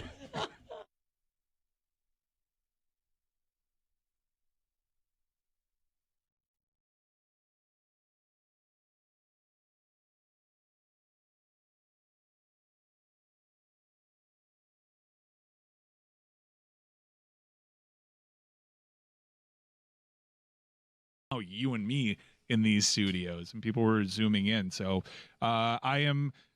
maybe I'll have fonder memories when we get out of here, and I'll look back on some of the stuff that we did here and created here fondly, but I cannot wait to get out of this godforsaken building, all thanks to Miller Lite. Yeah. Just 3.2 carbs per 12 ounces. Winner of 3 World Beer Cups. They don't just give those things away. You have said that this place is haunted. You have come in hot from L.A., talking way too much about sponsorships and deals. We are moving. This is a growing business, and part that you left out was the answer to my question. How many employees do we have? I don't know. A lot. Yeah, I don't know. Because there's a difference between full-time employees and part-time employees, but in terms of like people that are here, it seems like 87. It's not here, but it's not just here, but it's a lot of people. It's much, much more than what's on air as we try to get up a video. You would think the show would be a lot better. You really would. But it's only gotten worse. Well, the solution to everything is hire more people, and then all that happens is more problems. Well, is what I've noticed. Again, the deterioration of everybody's health. Yes, that's part of what's over happening. This show. So, do you have a top 5 nostalgic, syrupy memories instead of hauntings? Let's do some top 5 lists to celebrate our time here. 8 to 10 years, so Stugotz can be nostalgic, so that Roy can be nostalgic. It's been 8 to 10 years for everybody else. It's been 20 to 30 for Stu. Yeah, it has. It all really in has. space, by the way. Yeah. Billy can get emotional here. Teach the I young don't want to ones. leave. I revealed so that not today true. in the Liar. garage. Billy said that to me. Yeah, I was having a heater in the garage. He was talking to Cougs upstairs in the garage. I was walking down. Who's Cougs? Cougs. Oh, you know. Do you not want to? Come on, Do you not want to? I am more worried about them finding a body underneath your desk than I am in Maurice. I have a plastic container. I have to take all this stuff today, I was told. So That's why you don't want to leave, because you got to clean up. I like it here. I mean, downtown floods. I don't know if we're supposed to say we're going to downtown, but it floods there, and anytime it rains, I'm gonna have to get a boat or a kayak to get from my car. Is it Judd Apatow sock puppet still over there? No, I think one of the dancers took that. To be clear, we have a day and a time of great hope, and you're already fearing change. You're It's already not fear, as I'm comfortable here. This place is fine to me. Billy's Fear is brought to you by Miller Lite. Just 3.2 carbs per 12 ounces. I'm going to see the new studio today. Maybe that'll change things. You don't want to move? You don't want to move? I mean, I don't think I get a vote on this. I think it's happening whether I want to or not. You get a vote. We're a little further along. But I am excited for everybody to experience the new building. I've gone over there a couple of times, and I was honestly moved to tears the first time just because there's so much space. So much space to do tears. this. I was, because it feels like. Were you wearing a hard hat?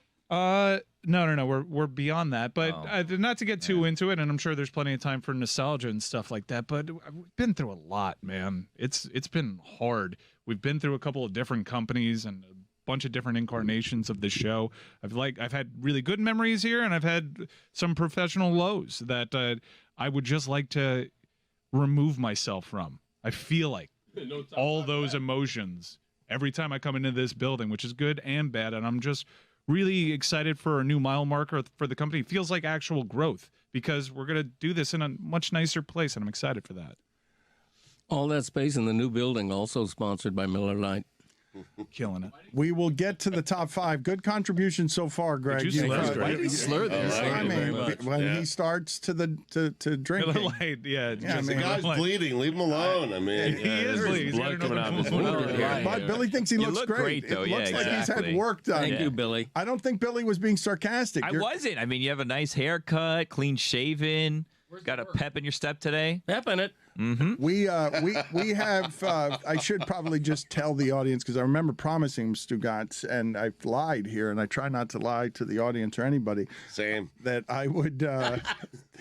What happened? That I would show the audience like what the last 2 years have been like while we were doing it. We've just had to conceal some of it because it's been hard and messy, and you've probably felt it in the strain of the show. The show has had to change and be different, and like we thought a lot of people were going to jump with us, and a mean came, and it was a mean.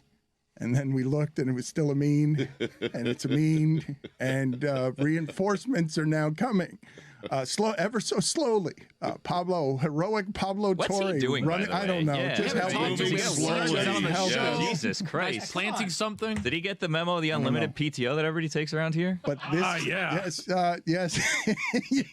Where is he? That was in retrospect, as a company policy, it's delightful. I like it spiritually, but it hurts. Yeah, it hurts the unlimited personal time off. Terrible policy. But it's a good policy. You got to admit, it's a good the policy policy. is we never know who's going to be here. He's a surprise in that sense. I can answer the questions on where's Pablo, but there's a lot that goes into this move, and if you haven't been able to tell already, Dan will be making excuses on the front end for the dip in quality. And he's very worried about this move. And Pablo's not here in part because we're all worried about how Dan will take this move. There's a lot of stuff that we're throwing at Dan. We're changing the formatting of the show. We're changing where the show is produced from. And I think just throwing Pablo and, hey, here's another body complicates things a little bit. So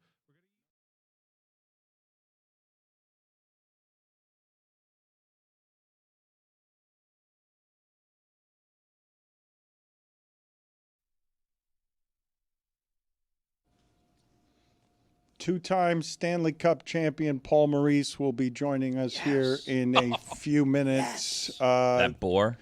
The preseason has begun, and the Panthers don't seem to be taking it terribly seriously. Matthew Kachchuck was going to jump into the pool with Pat McAfee. Matthew Kachchuck, everyone speaks highly of Matthew Kachchuck. Everyone likes everything that guy's about. He gets it, man. And he's been such a great ambassador for the sport. Last week I said, including LeBron, name a more impactful sports acquisition in this pro market. When you apply the context of where the Panthers were as a franchise, it's not even particularly close. The impact, the game-changing impact, franchise-changing, altering impact that Matthew Kachchuck has had. And from observing him and hanging out with him some, I've always known he's been a great ambassador for the game because he's a good talker. He's always eager to do these interviews with everybody.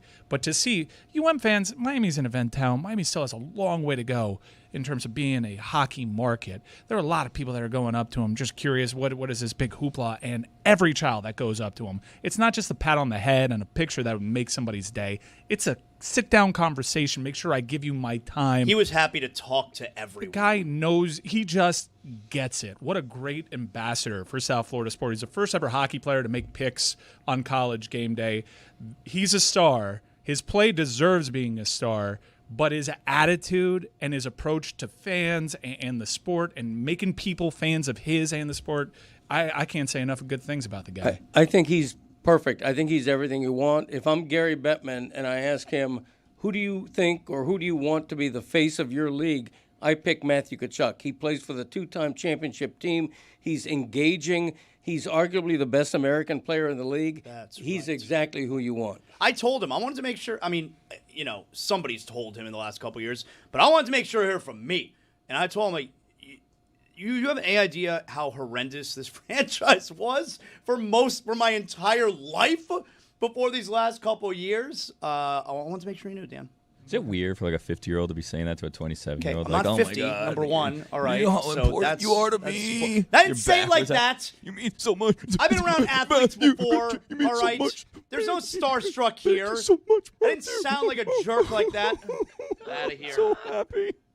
My kids beat me up. You know, like Little one's here today, right? He could just come and smack you across the head. He's not the one that'll challenge him. Yeah, that one's not old enough. He's not allowed to. Why? You don't think you could take him? I think it'd be a fair fight. Sizing the two of you up.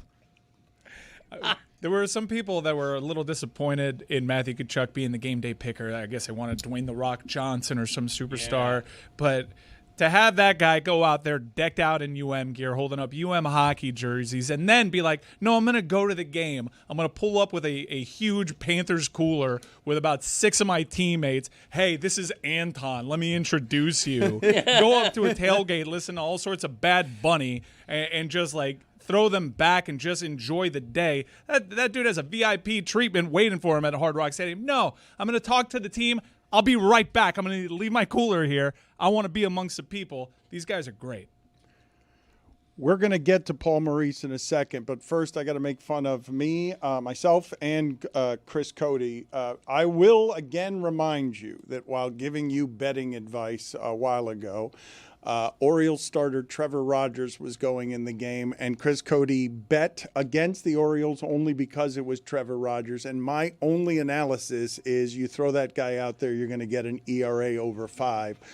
Since then, go ahead and play the stat of the day music so that people can hear just how good Trevor Rogers has been this season. Start of the day, start of the day. It is the start of the day. Start of the day, start of the day. It is the start of the day. Start of the day, start of the day. It is the start of the day. Start of the day, start of the day. It is the start of the day.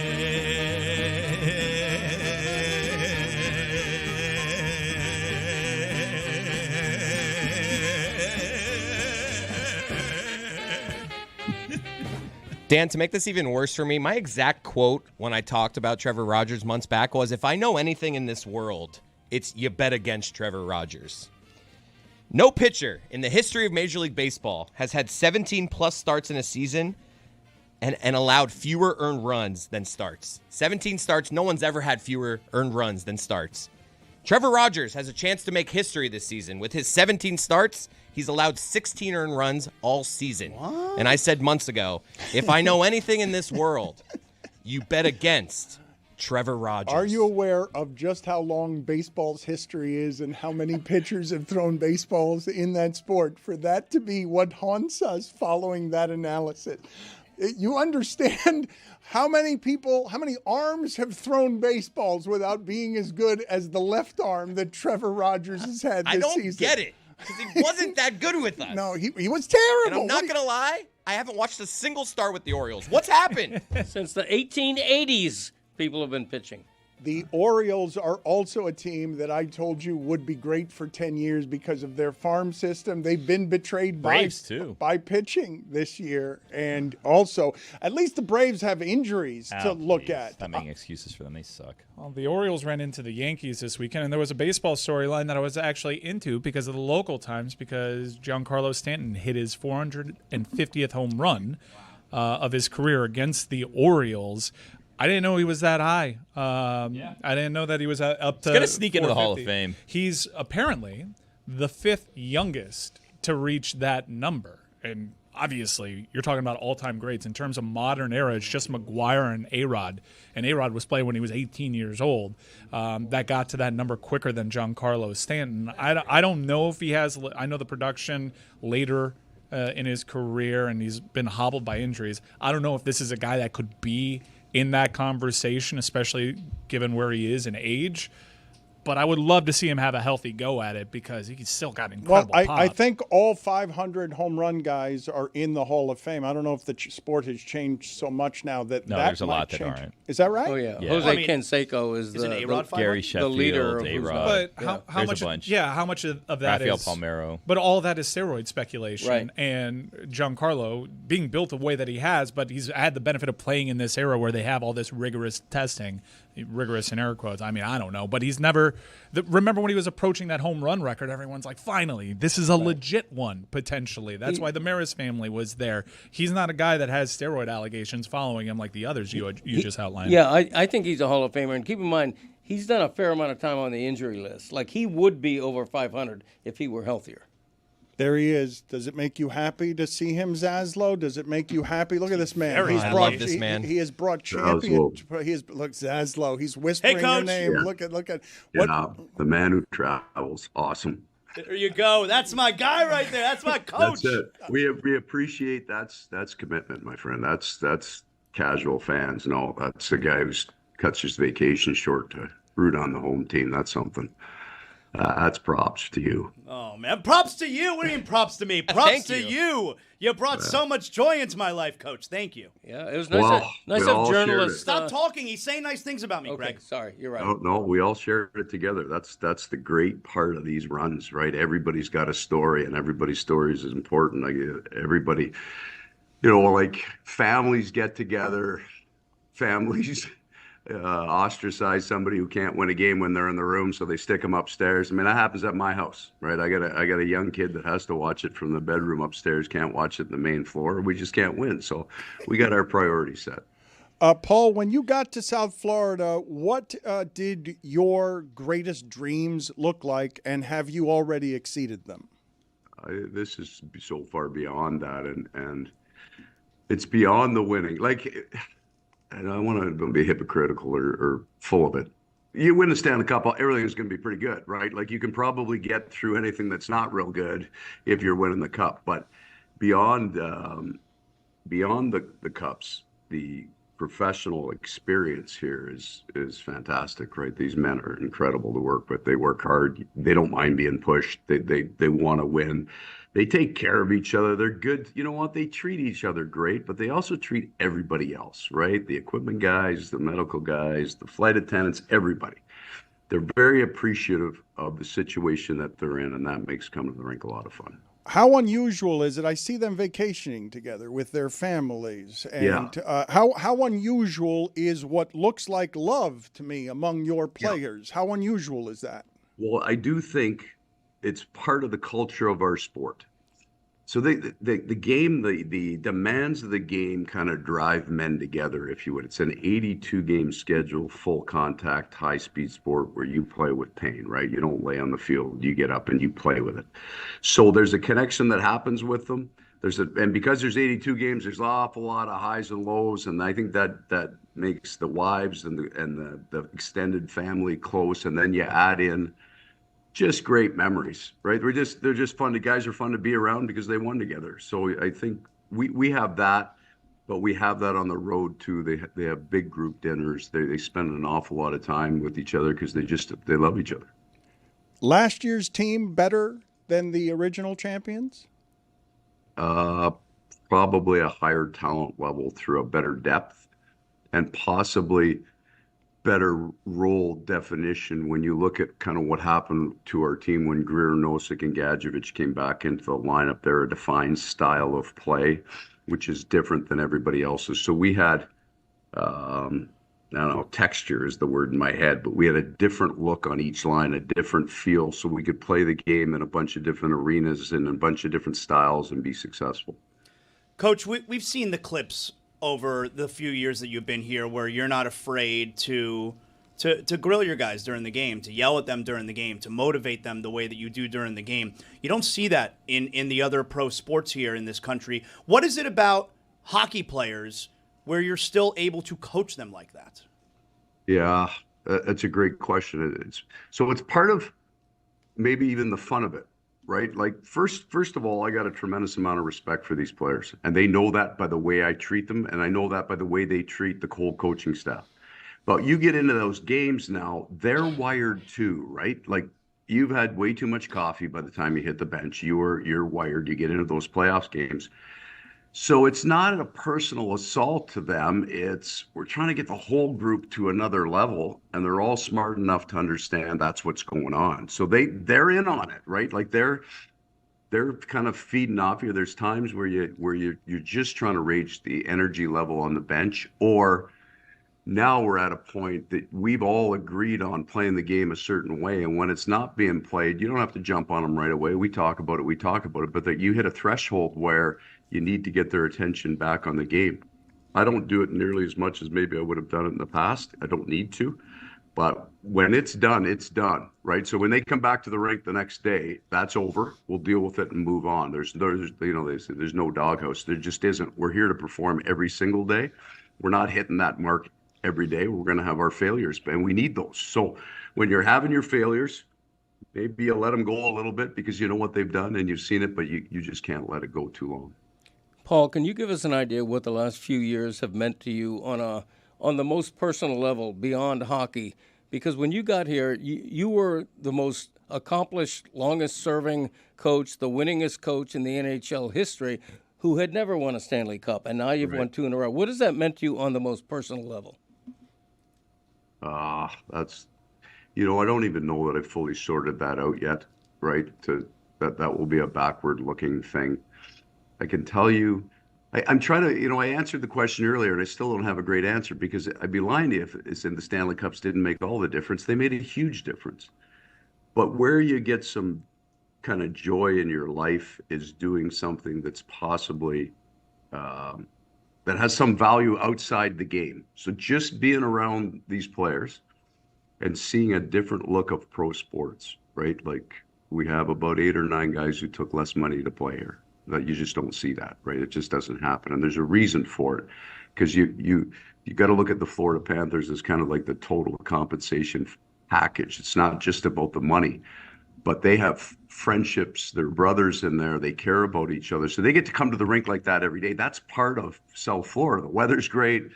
Mr. Viola treats us great. We're in this incredible practice facility. The staff here tries to move them forward, make them better. It's not a there's not a lot of conflict about getting better. They want to get better. We want them to get better. So you get to have this completely different pro sport experience. And hopefully at some point that gets emulated, that this is looked at a way that you can win. It doesn't, we want to work harder than everybody in the league, but we also want to have more fun than anybody in the league. So we laugh, we joke, we enjoy our days here. And that for me has been, I'll go back to it. When you win, you get to enjoy your day a little bit differently, right? So I'm aware of that impact it's had, but the players first. The players have had a greater impact on the coaches, I think, than the coaches have had on the players.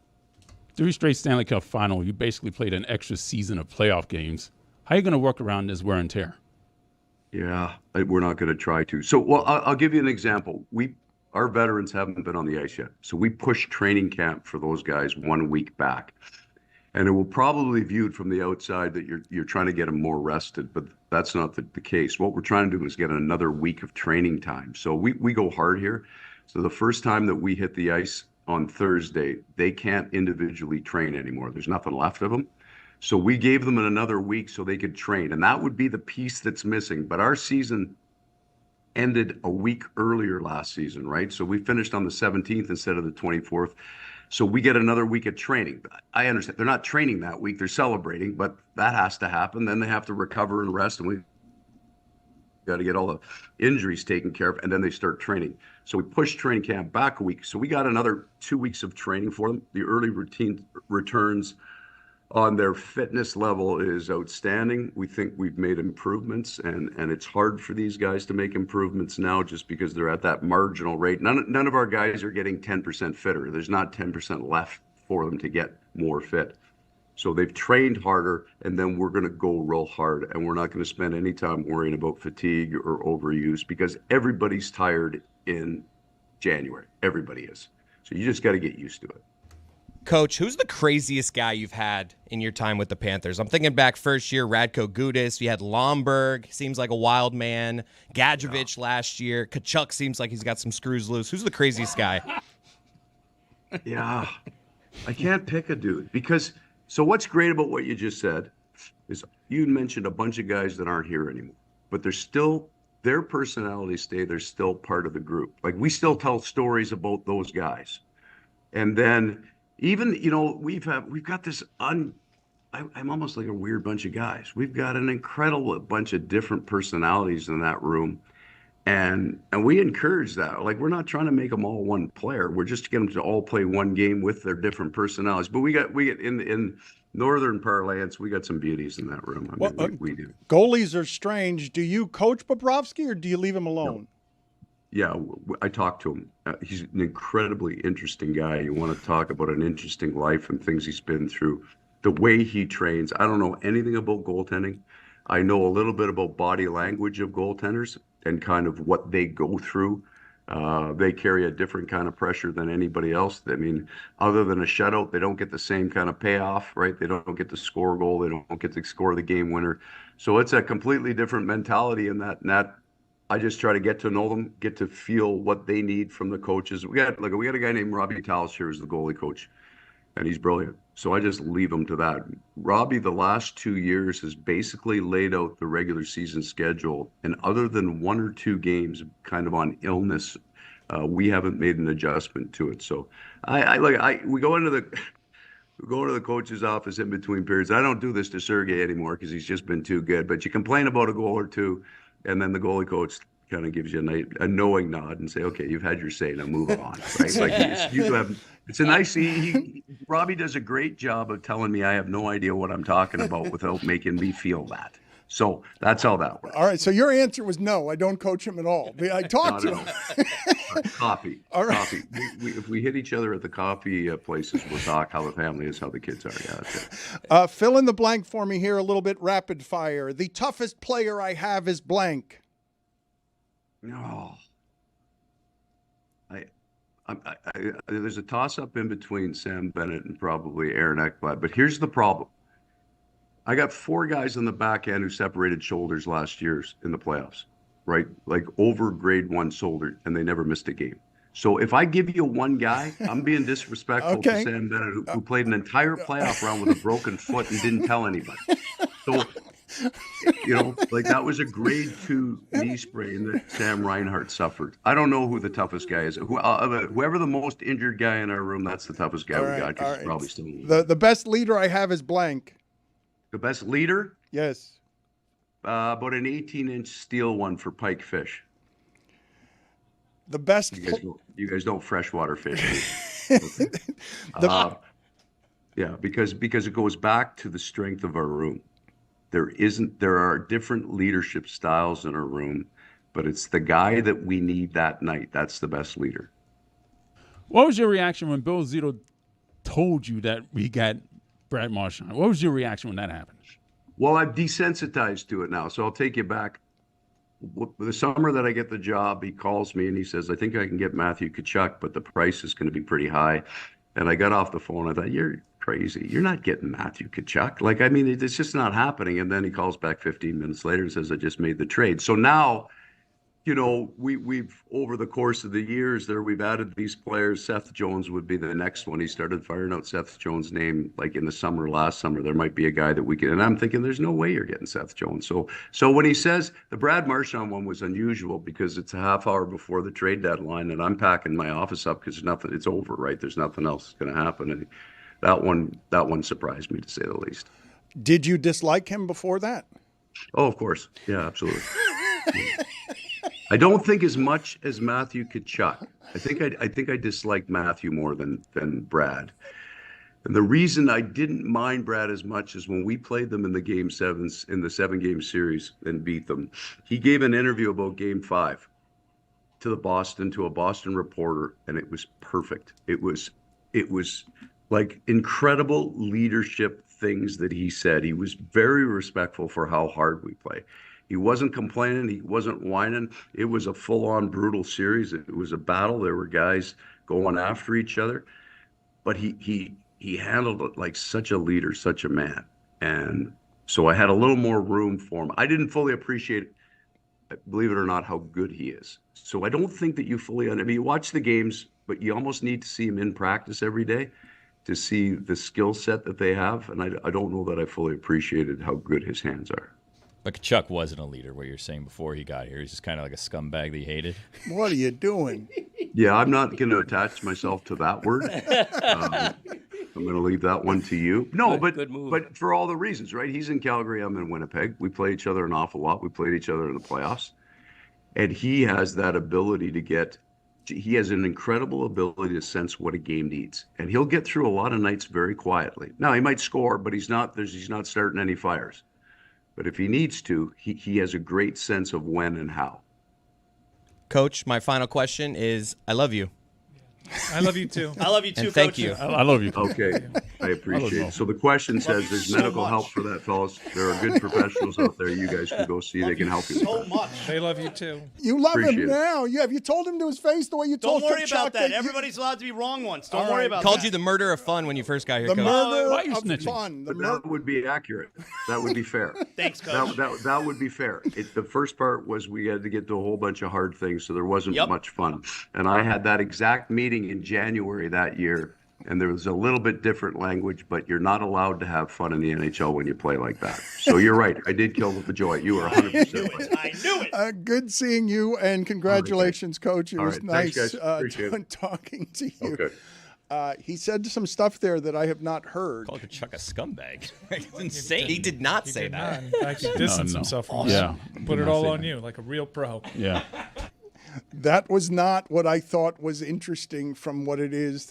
I had not heard that stuff on Kachchuck, on Marchand. That is not. I was not aware. I was not aware of the acquisition and how that went down, because it sounds like it sort of went down the same way that Tyreek Hill went down for Mike McDaniel, where you're getting a call and as the coach you don't believe that something is going to happen, and then 15 minutes later it actually happens. Did you guys get that pike fishing? That went way over my head. Yeah. I was like, The fishing. leader It was funny though. It's on the reel. Yeah, you got I a was not leader. along, like Yeah. a- I was trying to figure, he said leader. I was thinking liter, like Yeah. T. No, that's the metric system. Exactly, Is that but a cliche? Canadians. I'm trying to Pike figure it fish, out. something Yeah. I need to Yeah. know? Well, I was just like, yeah, great answer, You're Coach. so funny and charming. You're funny.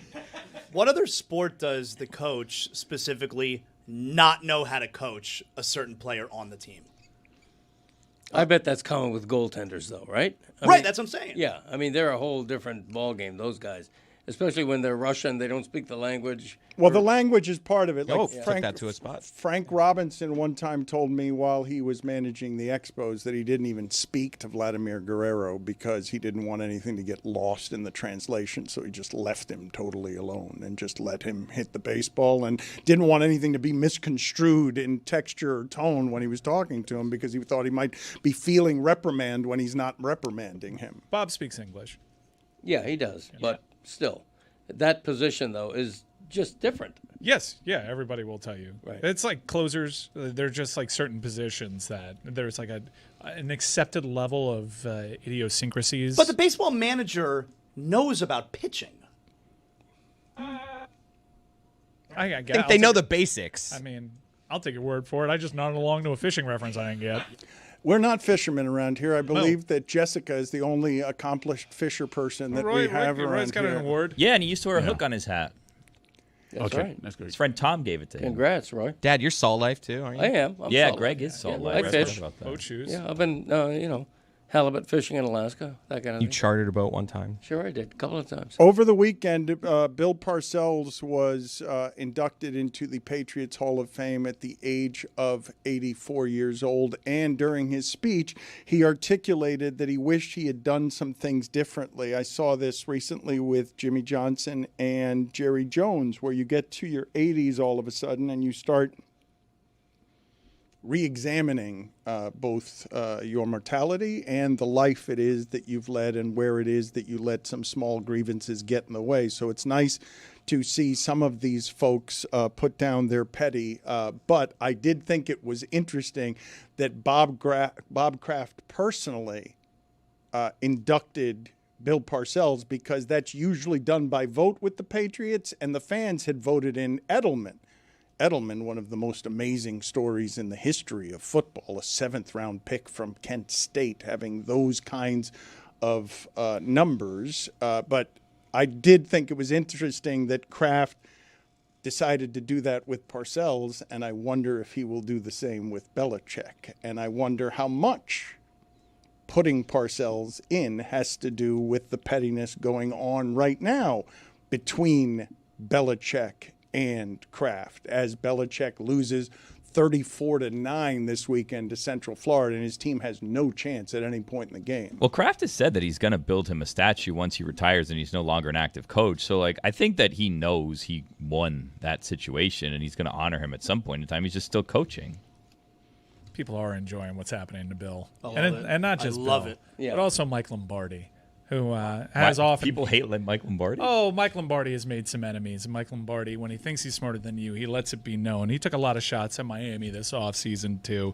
John Gruden today on the Barstool program on FS1 gave this quote when being asked about Jordan Hudson being on the UNC sideline. I've never seen anything like that, man. Mike Lombardi works for North Carolina. I've heard him criticize me several times. I'm sure he'll produce a TikTok today explaining exactly what's going on over there. Did you guys see the AI version of him kissing? That almost got me for like a split second. Someone did an AI video because it was Jordan and Bill Belichick on the sidelines. Someone made an AI video as if like her jumping on him on the sidelines to give him like a passionate kiss. And there was like 3 seconds where I was like, and then I was like, oh, that's clearly AI. What threw you off that it was real when you saw that the score was 34-9? His face kind of like changed midway through. That's a hint. These AI videos, though, these pictures, they can do crazy things. It's scary, aren't they? People are enjoying that. What people aren't enjoying is that Barstool Wake Up show on FS1. It's got the lowest ratings in the history of FS1. Takes time. Takes time to start something. I mean, but they've been starting stuff over there that has never started with the lowest ratings in the history of FS1. Like, they have a massive audience. It's the lowest thing they've ever done. Because I think there's a difference between how people consume things, and I think there's a gulf of difference between how the mainstream tries to get young people to watch things and how young people actually watch things. They're not watching things on television anymore. That part seems obvious. It seems that young people are simply weaning themselves off of what is traditional television. I don't know if the rest of you have felt the way that I do. Anytime I watch CBS, the graphics on football around everything that CBS does, it looks older to me. CBS was doing a thing yesterday. No, I don't mean yesterday. I mean every time. Yes, no, I'm not talking about. That was a wig. Burleson sideburns in it seem off to you. I'm not talking about yesterday. But in general, I'm with you. Yesterday was the throwback day. Was Musburger on yesterday? He was there. He did the You're looking live. He did the voiceover at the start, and then James Brown welcomed him on the dais. Mainstream television in general has a problem in that they've got a lot of old executives who are trying to figure out how to lure young people into old media. And Pat McAfee is a response to that. When you give someone the ability to use your platform, but you're just renting him, you have no ownership over him. He's not your employee. He is somebody who's got his own business and you're borrowing it. What we are seeing happen, it's not just at Fox. You guys have seen what has happened to ESPN2, right? They're just taking podcasts and putting them on television because it's just cheaper programming. It's just easier to do.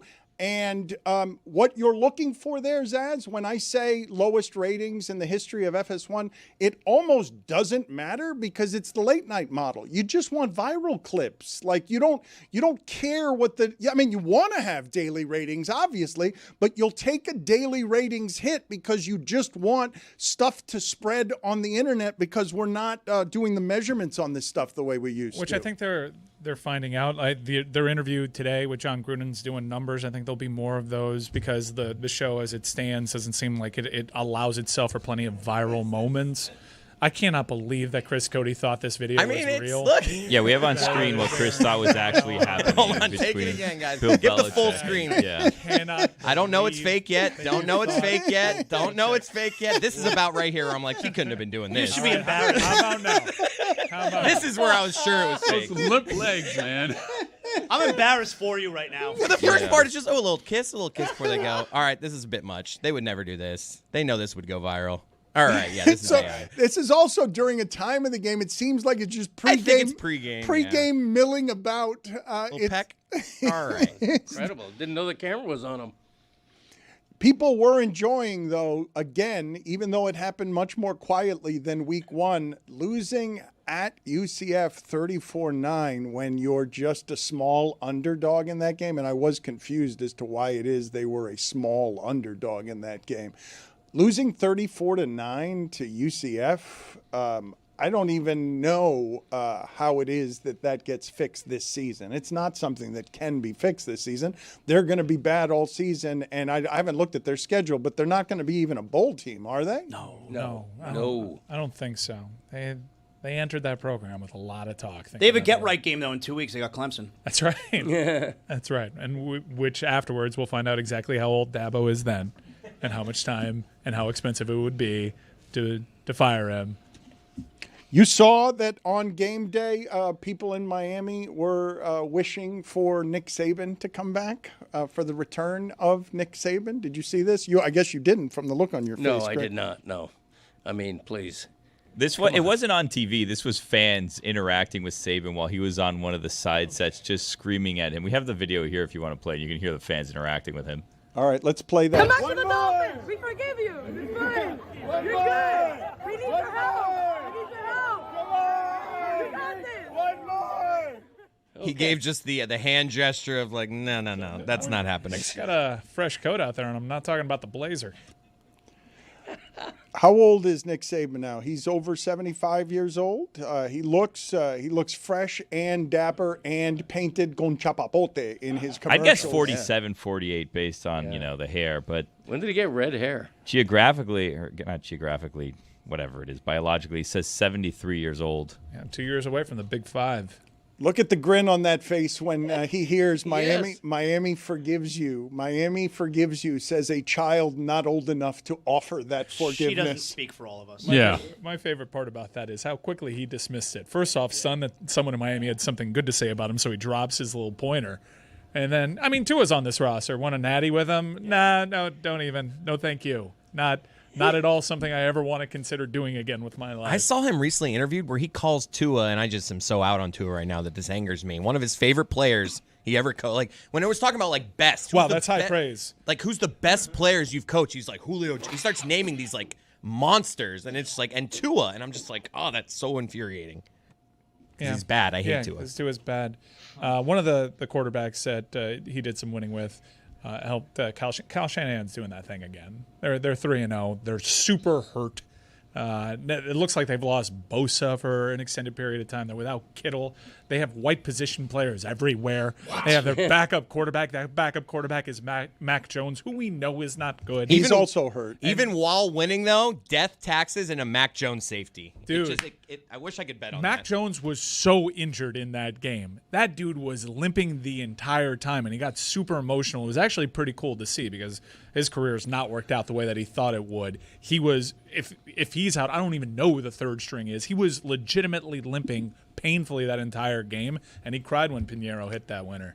It's a nice cheat code that the league has where you play 9 games at the same time, and you're almost guaranteed, given how that league is, even though you'll get your occasional Seahawks-Saints game or Vikings-Bengals game, if you play 9 games, your witching hour is going to have 3 or 4 games of crazy at the end. And it just sort of erased what I was saying earlier. Go ahead and name the games worth talking about from yesterday. Name them. Go ahead. Bucs, Jets. I think Niners-Cardinals is interesting to talk about because of where the Niners are. And they're going to do that thing where guys start coming back in December, and they're going to be a pain in the ass to eliminate. Now, wait a minute. You can't make 49ers-Cardinals a game worth talking about if Jags-Texans isn't a game worth talking about. What you gonna do? What you gonna do when Dan judges you? It was a battle for the top of the NFC West, Dan. Both those teams were undefeated entering that game. Rams-Eagles. Yep. I cannot believe Philly came back in that game, which is a weird thing to say about a reigning Super Bowl champion, but the way that they did it just impressed me even more. Broncos-Chargers. Do we talk about Bears-Cowboys? Nah. Bad injury to CeeDee Lamb. I guess you understand that. I guess it's encouraging for Chicago. It's funny to hear you say, though, that a team that has won 19 of 20, that you're surprised by how they won, but I am too. Super surprised. It was 26-7, wasn't it? I mean, that's exactly how you were supposed to beat the Philadelphia Eagles with a team that we all think is like, well, that's one of the teams that can maybe be a problem. They did all the things. I'm shocked. Play that music again, please, because there were only 4 or 5 games we're talking about. What you gonna do when Dan judges you? Back games. What you gonna do? What you gonna do when Dan judges you?